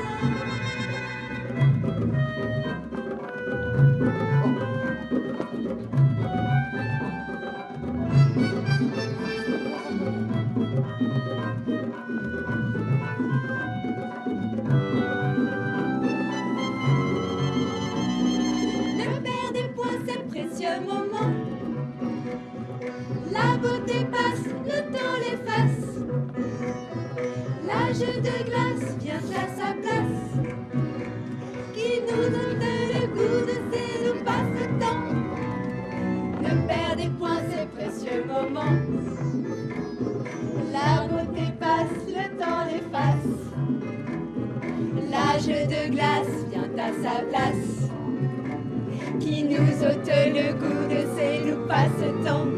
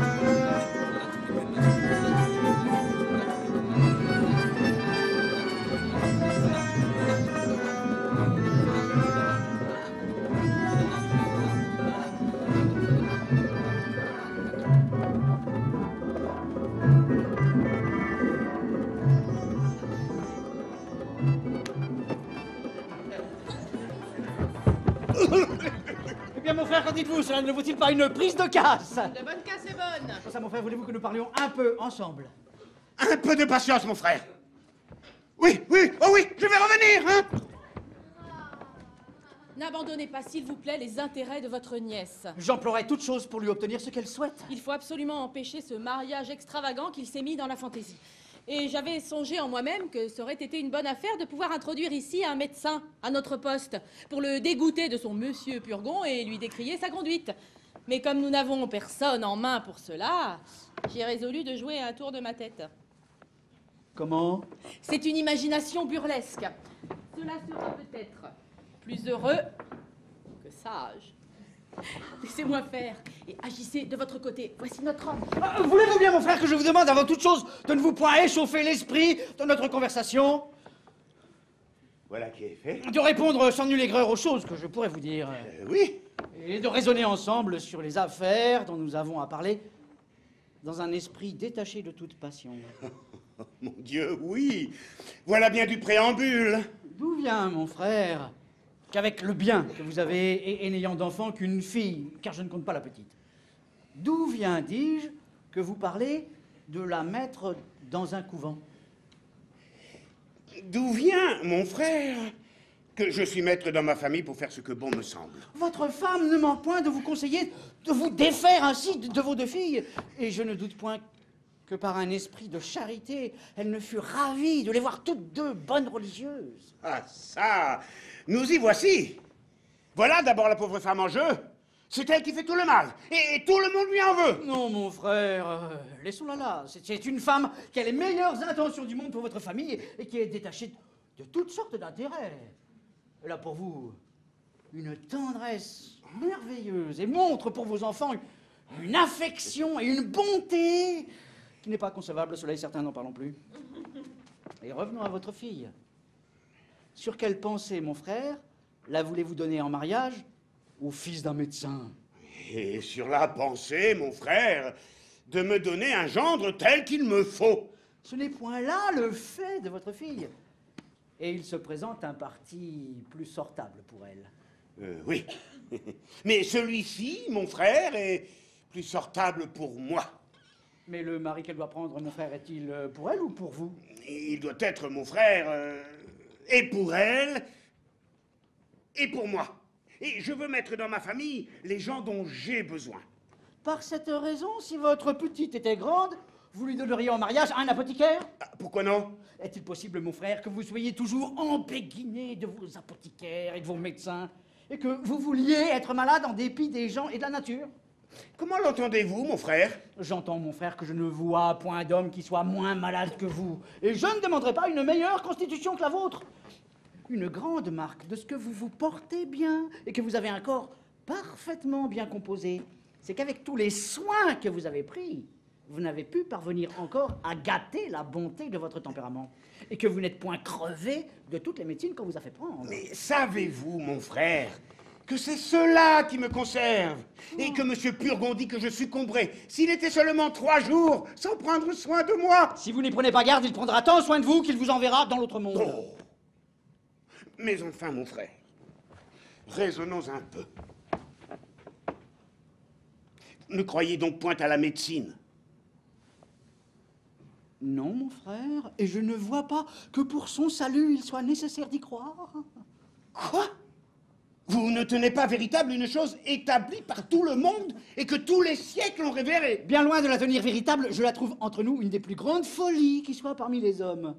Et à regarder les choses en philosophe, je ne vois point de plus plaisante bomberie, je ne vois rien de plus ridicule qu'un homme qui veut se mêler d'en guérir un autre. Pourquoi ne voulez-vous pas, mon frère, qu'un homme en puisse guérir un autre? Par la raison, mon frère, que les ressorts de notre machine sont des mystères, jusqu'ici, où les hommes ne voient goutte. Et que la nature nous a mis devant les yeux des voiles trop épais pour y connaître quelque chose. Les médecins ne savent donc rien, à votre avis? Si fait, mon frère. Ils savent, pour la plupart, de fort belles humanités, savent parler en beau latin, savent nommer en grec toutes les maladies, les définir et les diviser, mais pour ce qui est de les guérir, c'est ce qu'ils ne savent pas du tout. Oh. Mais toujours faut-il demeurer d'accord, mon frère, que sur cette matière, les médecins en savent plus que les autres. Ils savent, mon frère, ce que je vous ai dit, qui ne guérit pas de grand-chose. Et toute l'excellence de leur art consiste en un pompeux galimatia, en un spécieux babil qui vous donne des mots pour des raisons et des promesses pour des effets. Mais enfin, mon frère, il y a des gens aussi sages et aussi habiles que vous, mais nous voyons que dans la maladie, tout le monde a recours aux médecins. C'est une marque de la faiblesse humaine, et non pas de la vérité de leur art. Ah, il faut bien que les médecins croient à leur art véritable, puisqu'ils s'en servent pour eux-mêmes. C'est qu'il y en a parmi eux qui sont eux-mêmes dans l'erreur populaire dont ils profitent, et d'autres qui en profitent sans y être. Votre monsieur Purgon, par exemple, ni ses points de finesse. C'est un homme tout médecin depuis la tête jusqu'aux pieds. Un homme qui croit à ses règles, qui aurait du crime de les vouloir examiner, qui ne voit rien d'obscur dans la médecine, rien de douteux, rien de difficile, et qui, avec une impétuosité de prévention, une brutalité de sens commun et de raison dans nos travers, des purgations et des saignées, ne balance aucune chose. Il ne lui faut point vouloir mal de tout ce qu'il pourra vous faire. C'est de la meilleure foi du monde qu'il vous expédiera. Et il ne fera en vous tuant que ce qu'il a fait à sa femme et à ses enfants. Mais Et c'est ce que, qu'on a besoin, il le ferait à lui-même. c'est que vous avez, mon frère, une dent de lait contre lui. Mais venons au fait. Que faire donc quand on est malade? Rien, mon frère. Rien. Rien. Il ne faut que demeurer en repos. La nature d'elle-même, quand nous la laissons faire, se tire doucement du désordre où elle est tombée. C'est notre inquiétude et notre impatience qui gâtent tout. Et presque tous les hommes meurent de leur remède et non pas de leur maladie. Mais faut-il demeurer d'accord, mon frère, qu'on peut aider cette nature par de certaines choses? Mon Dieu, mon frère, ce sont pures idées dont nous aimons à nous repaître. Et de tout temps, il s'est glissé parmi les hommes de belles imaginations que nous aimons à croire, parce qu'elles nous flattent, et qu'il serait à souhaiter qu'elles fussent véritables. Lorsqu'un médecin vous parle d'aider, de soulager, de secourir la nature, de lui ôter ce qui lui nuit, de lui donner ce qui lui manque, de la recouvrir dans une pleine facilité de ses fonctions, lorsqu'il vous parle de rectifier le sang, de tempérer les entrailles et le cerveau, de dégonfler la rate, de raccommoder la poitrine, de réparer le foie, de fortifier le cœur, et d'avoir des secrets pour étendre la vie à de longues années. Il vous dit justement le roman de la médecine. Mais quand vous en venez à la vérité et à l'expérience, vous ne trouvez rien de tout cela. Et il en est comme de ces beaux songes qui ne vous laissent au réveil que le déplaisir de les avoir crus. C'est-à-dire que toute la science du monde est renfermée dans votre tête et que vous voulez en savoir plus que tous les grands médecins de notre siècle. Dans le discours et dans les choses, ce sont deux sortes de personnes que vos grands médecins.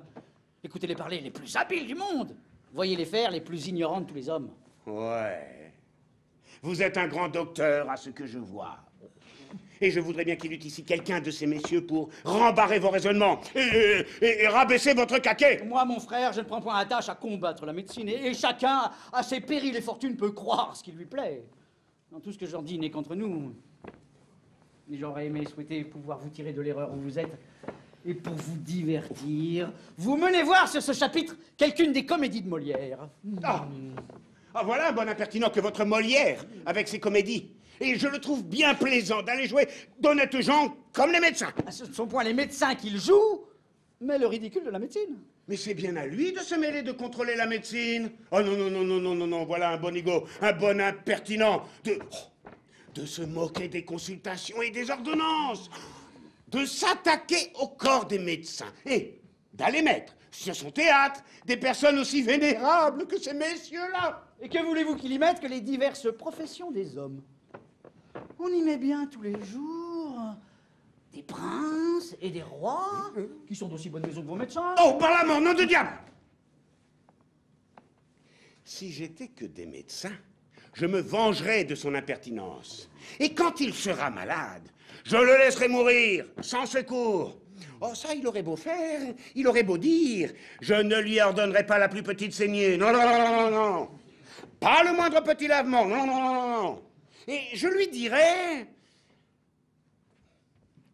Crève. Crève. Cela t'apprendra une autre fois à te jouer de la faculté. Vous êtes bien en colère contre lui? Oui, c'est un mal avisé.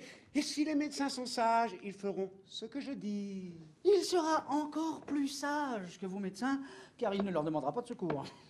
Oui, ben tant pis pour lui s'il n'a point recours au remède. Il a ses raisons pour n'en point vouloir, et il soutient que cela n'est permis qu'aux gens vigoureux et robustes, qui ont des forces de reste pour porter les remèdes avec la maladie. Et que pour lui, justement, il n'a de la force que pour porter son mal. Bon, les sottes raisons que voilà.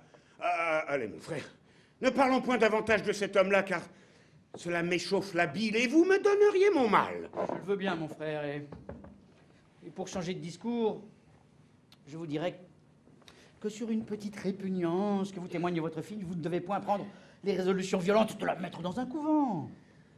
Que pour le choix d'un gendre, il ne faut pas se laisser aller à l'emportement que vous témoignez. Et que sur de tels sujets, il faut bien s'accommoder à l'inclination d'une fille, puisque c'est pour toute la vie. et que de là dépend tout le bonheur du mariage. Oh, monsieur Florent. Oh, mon frère, avec votre permission... Comment? Mais que comptez-vous faire? Hein? Mais prendre ce petit lavement-là. Ça sera bientôt fait. Vous moquez-vous? Est-ce que vous ne sauriez être un moment sans médecine ou sans lavement? Remettez ça à une autre fois et demeurez un peu en repos.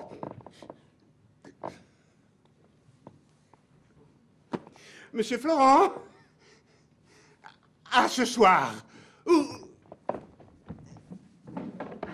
À demain, hein? Au matin. De quoi vous mêlez-vous de vous opposer aux ordonnances de la médecine et d'empêcher monsieur de prendre mon clistère? Vous êtes bien plaisant d'avoir cette hardiesse-là.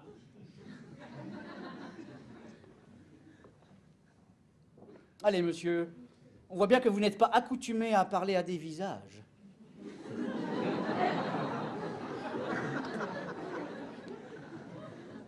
On ne doit point se jouer ainsi des remèdes et me faire perdre mon temps. Je ne suis ici que sur une bonne ordonnance. Et je vais dire à monsieur Purgon comme on m'a empêché d'exécuter ses ordres et de faire ma fonction. Vous verrez. Vous verrez!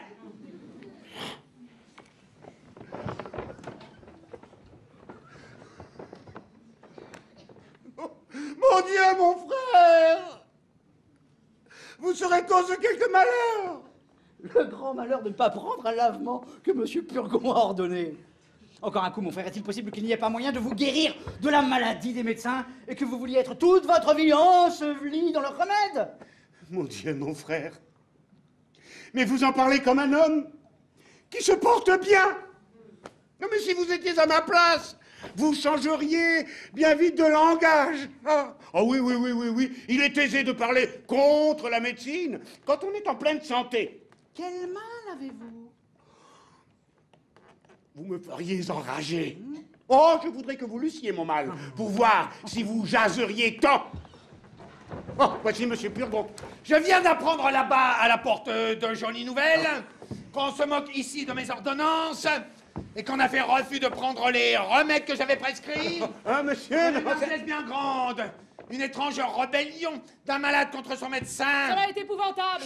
Un clistère que j'avais pris plaisir à composer moi-même. Non, monsieur, ce n'est pas moi. Inventé et formé selon les règles de l'art. Il a tort. Et qui devait faire dans des entrailles un effet merveilleux. Mon frère. Le rejeter avec mépris. C'est lui. C'est une action exorbitante. Cela est vrai. Un attentat énorme contre la médecine. Il est cause. Un crime de lèse-faculté qui ne se peut assez punir. Vous avez raison. Mais je vous déclare que je romps commerce avec vous. Non, mais c'est mon Que frère. je ne veux plus d'alliance avec vous. Vous ferez bien. Et que vous, pour finir toute liaison avec vous, voici la donation que je faisais à mon neveu en faveur du mariage. C'est mon frère qui a fait tout le mal. Rejetez mon clistère. Non, faites-le venir, je m'en vais le prendre. Mais je vous aurais tiré d'affaire à moins qu'il fût peu. Mais il ne le mérite pas. J'allais nettoyer votre corps et en évacuer entièrement les mauvaises humeurs. Oh, mon frère. Et je ne voulais plus qu'une douzaine de médecines pour vider le fond du sac. Vous êtes indigne de vos soins. Et puisque vous n'avez pas voulu guérir par mes mains, Ah, c'est pas ma faute. puisque vous vous êtes soustrait à l'obéissance que l'on doit à son médecin, La crie vengeance. vous vous êtes déclaré rebelle au remède que j'avais prescrit. Mais pas du tout. J'ai à vous dire que je vous abandonne à votre mauvaise constitution, à l'intempérie de vos entrailles, à la corruption de votre sang, à la crotteté de votre bile et à la féculence de vos humeurs. C'est fort bien fait. Oh, mon Dieu. Et je veux qu'avant qu'il soit 4 jours, vous deveniez dans un état incurable. Oh, miséricorde. Et que vous tombiez dans la bradipepsie. Non, monsieur Purgon. Et de la bradipepsie dans la dyspepsie. Mais monsieur Purgon. Et de la dyspepsie dans la pepsie. Et de la pepsie dans la dianterie. Et de la dianterie dans la dysenterie. Non, monsieur Et Purgon. de la dysenterie dans l'hydropésie. Et de l'hydropésie dans la privation de la vie, où vous aura conduit votre folie.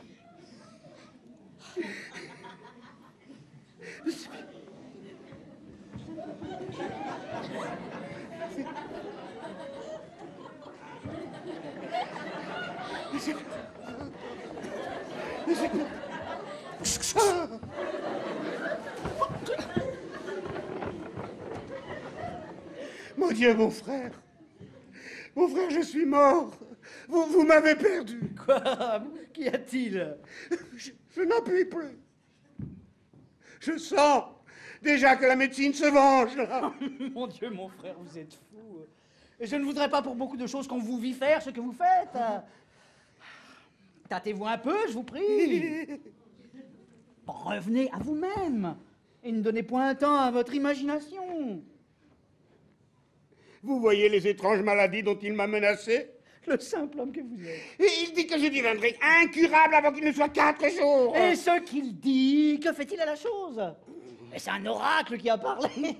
Il semble à vous entendre que Monsieur Purgon tienne dans sa main le filet de vos jours et que, d'autorité suprême, il vous l'allonge et vous le raccourcisse comme il lui plaît.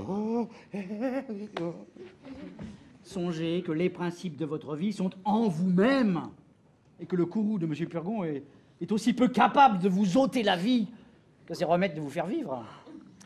Voilà une aventure, si vous voulez, à vous défaire des médecins. Ou si vous êtes né à ne pouvoir vous en passer, il est aisé d'en avoir un autre, avec lequel vous puissiez courir un peu moins de risques. Mais mon frère, il sait tout mon tempérament et la façon dont il faut me gouverner, là. Il faut avouer que vous êtes un homme d'une étrange prévention et que vous voyez les choses avec d'étranges yeux. Monsieur, voilà un médecin qui demande à vous voir. Ah? Et quel médecin? Bah, un médecin de la médecine. Je te demande qui il est. Ah, je ne le connais pas, mais il me ressemble comme 2 gouttes d'eau. Et si je n'étais sûre que ma mère était honnête femme, je dirais que ce seraient quelques petits frères qu'elle m'aurait donnés depuis le trépas de mon père. Fais-le venir. Vous voilà servi à merveille. Un médecin vous quitte, un autre se présente. Oh. Mon frère, vous serez cause de quelque malheur. Encore? Mais vous en revenez toujours là. C'est que, voyez-vous, j'ai sur le cœur toutes ces maladies que je ne connais pas. Monsieur, allez que je vienne vous rendre visite et vous offrir mes petits services pour toutes les saignées et les purgations dont vous aurez besoin. Oh, monsieur, je vous suis fort obligé.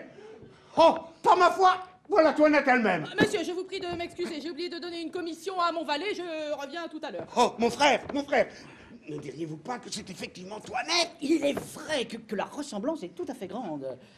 Mais ce n'est pas la première fois que l'on voit de ces sortes de choses. Et les histoires ne sont pleines que de ces jeux de la nature. Pour moi, j'en suis surpris. Et j'aurais vraiment juré que c'était la même personne. Ah oui, que c'était Toinette. Que voulez-vous, monsieur? Comment? Ne m'avez-vous pas appelé? Moi? Non. Il faut donc les oreilles m'écorner. Oh, demeure un peu ici, pour voir. Comme ce médecin te ressemble. Oui, vraiment, j'ai affaire là-bas et je l'ai assez vu. Oh, mon frère, si je les voyais tous deux, je croirais que ce n'est qu'un. J'ai lu des choses surprenantes sur de pareilles ressemblances. Et nous en avons vu de notre temps où tout le monde s'est trompé. Pour moi, j'aurais été trompé à celle-là. Et j'aurais vraiment juré que c'était la même personne. Enfin, que c'était Toinette. Monsieur, je vous demande pardon de tout mon cœur. Cela est admirable. Vous ne trouverez pas mauvais, s'il vous plaît, la curiosité que j'ai eue de voir un illustre malade comme vous êtes, et votre réputation, qui s'étend partout, peut excuser la liberté et que j'ai prise. Oh, monsieur, je suis votre serviteur. Oh. Je vois, monsieur, que vous me regardez fixement. Quel âge croyez-vous bien que j'ai?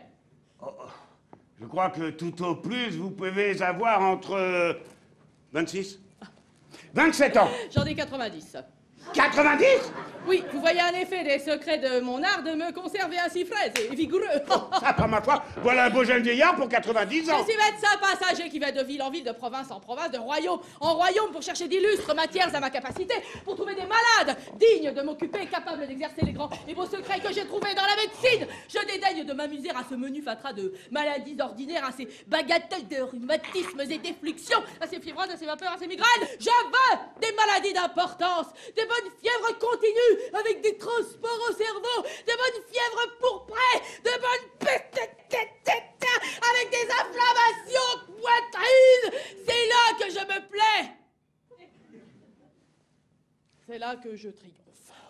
Et je voudrais, monsieur, que vous eussiez toutes les maladies que je viens de dire, que vous fussiez abandonné de tous les médecins, désespéré, à l'agonie, pour vous montrer l'excellence de mes remèdes, schleck, schleck, et l'envie que j'aurais de vous rendre service, schleck, schleck. Vous m'obligerez beaucoup. Donnez-moi votre pouls.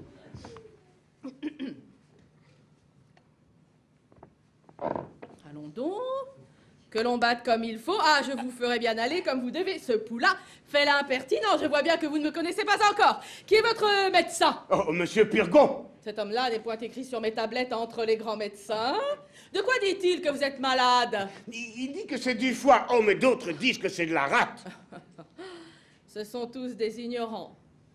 Des ignorants? C'est du poumon que vous êtes malade. Du poumon? Oui. Que sentez-vous? Oh, je sens de temps en temps des douleurs de tête. Ah, justement, le poumon. Il me semble parfois que j'ai un voile devant les yeux. Le poumon. Et j'ai quelquefois des maux de cœur. Le poumon. Je sens parfois des lassitudes à travers tous les membres. Le poumon. Et quelquefois, il me prend des douleurs dans le ventre là, comme si c'était des coliques. Le poumon. Vous avez appétit à ce que vous mangez? Oui, monsieur. Le poumon. Oh. Vous aimez à boire un peu de vin? Oui, monsieur, oui. Le poumon.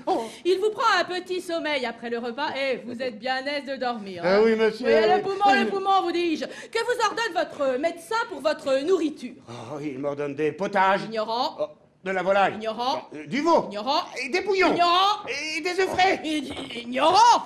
Et le soir, des petits pruneaux pour lâcher le ventre. Ignorant. Oh, et surtout de boire mon vin fort trempé. Ignorant tous. Ignorantum! Ignorantum! Il faut boire votre vin pur, et pour épaissir votre sang qui est trop subtil, il faut manger de bons gros bœufs, de bons gros porcs, de bons fromages de Hollande, du gros et du riz, des marrons, des oublis pour coller et conglutiner. Votre médecin est une bête. Je vais vous en envoyer un de ma main, et je viendrai vous voir de temps en temps, tandis que je serai en cette ville. Oh, vous m'obligerez beaucoup. Que diantre faites-vous de ce bras-là? Comment? Mais voilà un bras que je me ferais couper tout à l'heure si j'étais que de vous. Mais pourquoi? Mais ne voyez-vous pas qu'il tire à soi toute la nourriture et qu'il empêche ce côté-là de profiter? Ah oui, j'ai besoin de mon bras. Vous avez là aussi un œil droit que je me ferais crever si j'étais en votre place. Crever un œil? Mais ne voyez-vous pas qu'il incommode l'autre et il dérape sa nourriture? Croyez-moi, faites-vous le crever au plus tôt, vous en verrez plus clair de l'œil gauche. Ouais, non, cela n'est pas pressé. Adieu, je suis fâchée de vous quitter si tôt, mais il faut que je me trouve à une grande consultation qui se doit faire pour un homme qui mourut hier. Hein? Qui mourut hier? Pour aviser et voir ce qu'il aurait fallu lui faire pour le guérir. Jusqu'au revoir.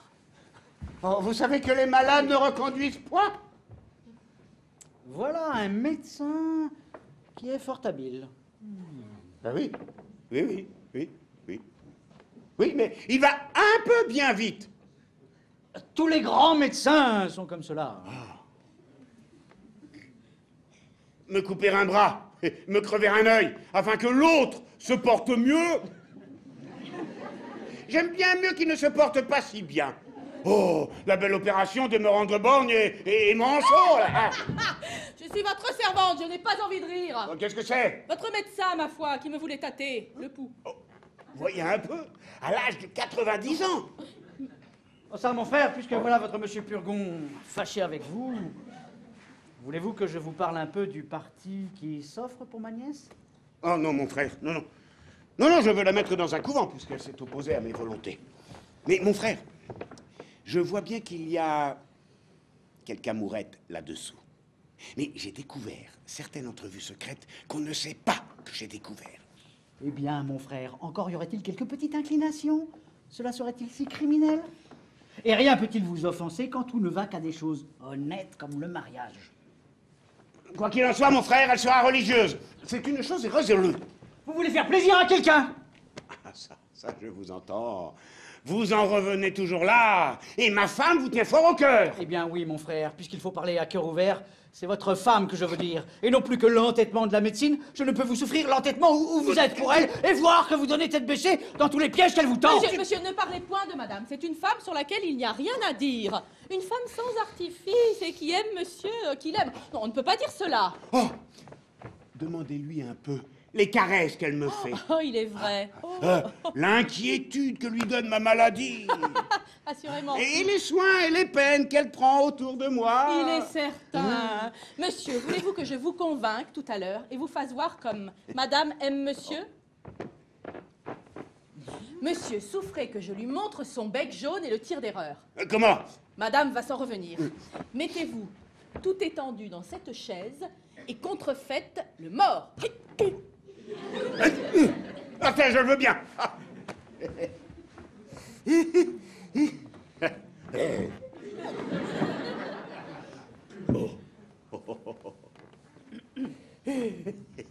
Vous verrez la douleur où elle sera quand je lui dirai la nouvelle. Oui. Oui, mais ne la laissez pas longtemps dans le désespoir, car elle en pourrait bien mourir. Oui, laisse-moi faire. Cachez-vous, vous, dans ce coin-là. Hey, oh. N'y a-t-il point quelque danger à contrefaire le mort, là? Non, non, et quel danger y aurait-il? Étendez-vous là seulement. Il y aura plaisir à confondre votre frère. Tenez-vous bien, voici madame. Ah, mon Dieu! Un malheur! Mais quel étrange accident! Mais qu'est-ce, Toinette? Madame, Qu'y a-t-il? votre mari est mort. Ah! Mon mari est mort? Hélas, oui, le pauvre défunt est trépassé. Ah! Assurément? Assurément, personne ne sait encore cet accident-là. Je me suis trouvée ici toute seule.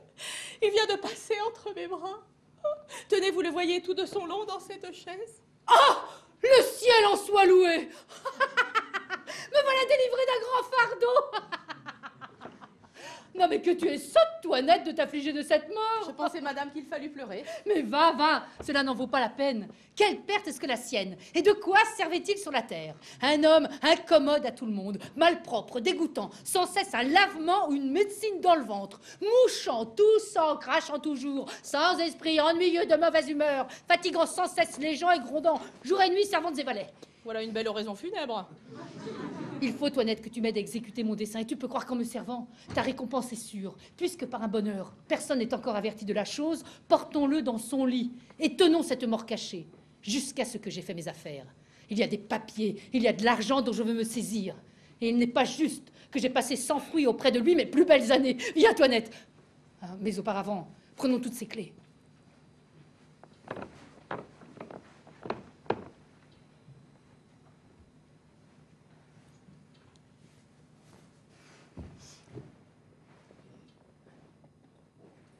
Doucement! Ouais, madame ma femme! C'est ainsi que vous m'aimez! Non, le défunt n'est pas mort. Hein? Oh!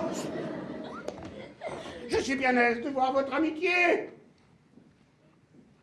et d'avoir entendu le beau panégyrique que vous avez fait de moi.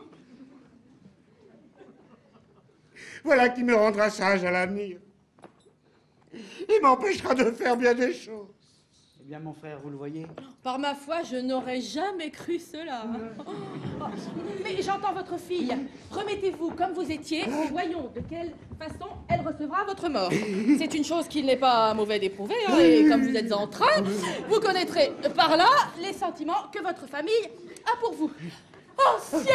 Oh fâcheuse aventure! Malheureuse journée! Qu'as-tu, Toinette? Et de quoi pleures-tu? Hélas, j'ai de tristes nouvelles à vous donner. Et quoi? Votre père est mort.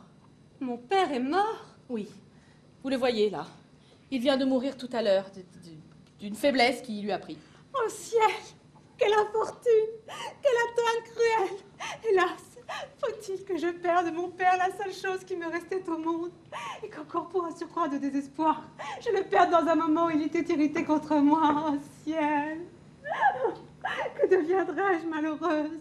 Et quelle consolation trouver après une si grande perte?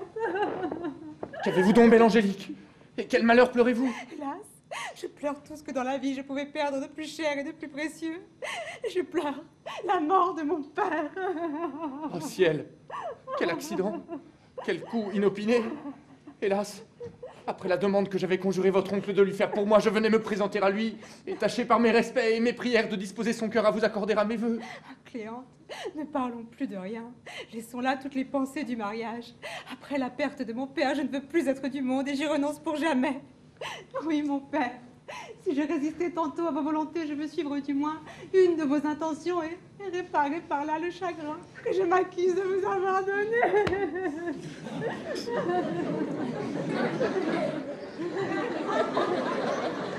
serait que je vous en donne ici ma parole et que je vous embrasse pour vous témoigner mon ressentiment. Oh, ma fille! Non, viens, n'aie pas peur! Je ne suis pas mort, non! Oh, ma fille! Oh, je suis ravi d'avoir vu ton bon naturel! Ah, mon père, quelle surprise agréable! Mais puisque par un bonheur extrême, le ciel vous redonne à mes vœux, souffrez qu'ici, je me jette à vos pieds pour vous supplier d'une chose. Si vous n'êtes pas favorable au penchant de mon cœur, si vous me refusez Cléante pour époux, je vous conjure au moins de ne me point forcer d'en épouser un autre. C'est toute la grâce que je vous demande. Et monsieur, laissez-vous toucher à ses prières et aux miennes, et ne vous montrez point contraire aux mutuels empressements d'une si belle inclination. Eh bien, mon frère, pouvez-vous tenir la contre? Monsieur, serez-vous insensible à tant d'amour? Qu'il se fasse médecin, je consens au mariage! Mais oui! Faites-vous médecin et je vous donne ma fille. Très volontiers. S'il ne tient qu'à cela pour être votre gendre, je me ferai médecin, apothicaire même si vous voulez. Ce n'est pas une affaire que cela. Je ferai bien d'autres choses pour obtenir la belle Angélique. Mais mon frère, il me vient une pensée. Faites-vous médecin vous-même. La communauté sera encore plus grande d'avoir en vous tout ce qu'il vous faut. Cela est vrai. Voilà le vrai moyen de vous guérir bientôt. Et il n'y a point de maladie si osée que de se jouer à la personne d'un médecin. Mon frère, je pense que vous vous moquez de moi. Est-ce que je suis en âge d'étudier? Bon, étudier. Vous êtes assez savant. Et il y en a beaucoup parmi eux qui ne sont pas plus habiles que vous. Il faut savoir parler le latin, connaître les maladies et surtout les remèdes qu'il y faut faire. En recevant la robe de médecin, vous apprendrez tout cela. Et vous serez après plus habile que vous ne voudrez. Quoi? L'on sait discourir sur les maladies quand on a cet habit-là? L'on n'a qu'à parler. Avec une robe de médecin, tout galimatia devient savant et toute sottise devient raison. Voulez-vous que l'affaire se fasse tout à l'heure? Comment, tout à l'heure? Et dans votre maison. Dans ma maison? Je connais une faculté de mes amis qui en viendra faire la cérémonie dans votre salle. Et cela ne vous coûtera rien. Ah oui, mais moi, que dire et que répondre? On vous instruira en 2 mots et on vous donnera par écrit ce que vous devez dire. Allez-vous-en vous mettre en habit décent. Et vous, allez l'équérir. Et mon frère? Oui, voyons cela. Que voulez-vous dire? Qu'entendez-vous avec cette faculté de vos amis? Et quel est donc votre dessein? De nous divertir un peu ce soir. Les comédiens ont préparé un petit intermède de la réception d'un médecin avec des danses et de la musique. Et je veux que nous en prenions le divertissement et que mon frère y fasse le premier personnage. Mais mon oncle, il me semble que vous vous jouez un peu beaucoup de mon père. Et ma nièce, ce n'est pas tant le jouer que s'accommoder à ses fantaisies. Tout ceci n'est qu'entre nous. Le carnaval autorise cela. Y consentez-vous? Oui, mon oncle, puisque vous le voulez.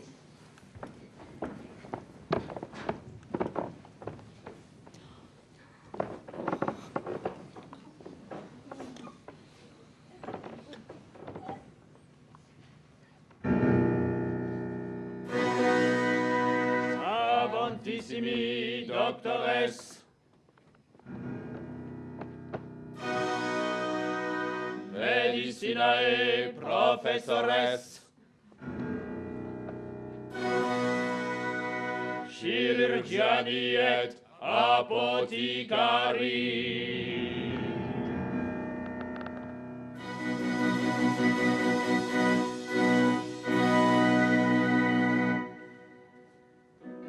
Qualis bona invention? Qualis bona invention? Est medici profession? Est medici profession? Quam bella cosa est? Quam bella cosa est? Et bene trovata, trovata!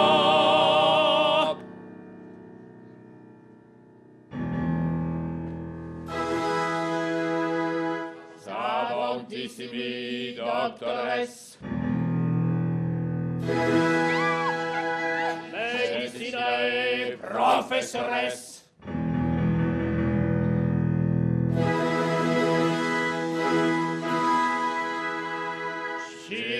physiciani et apothicari.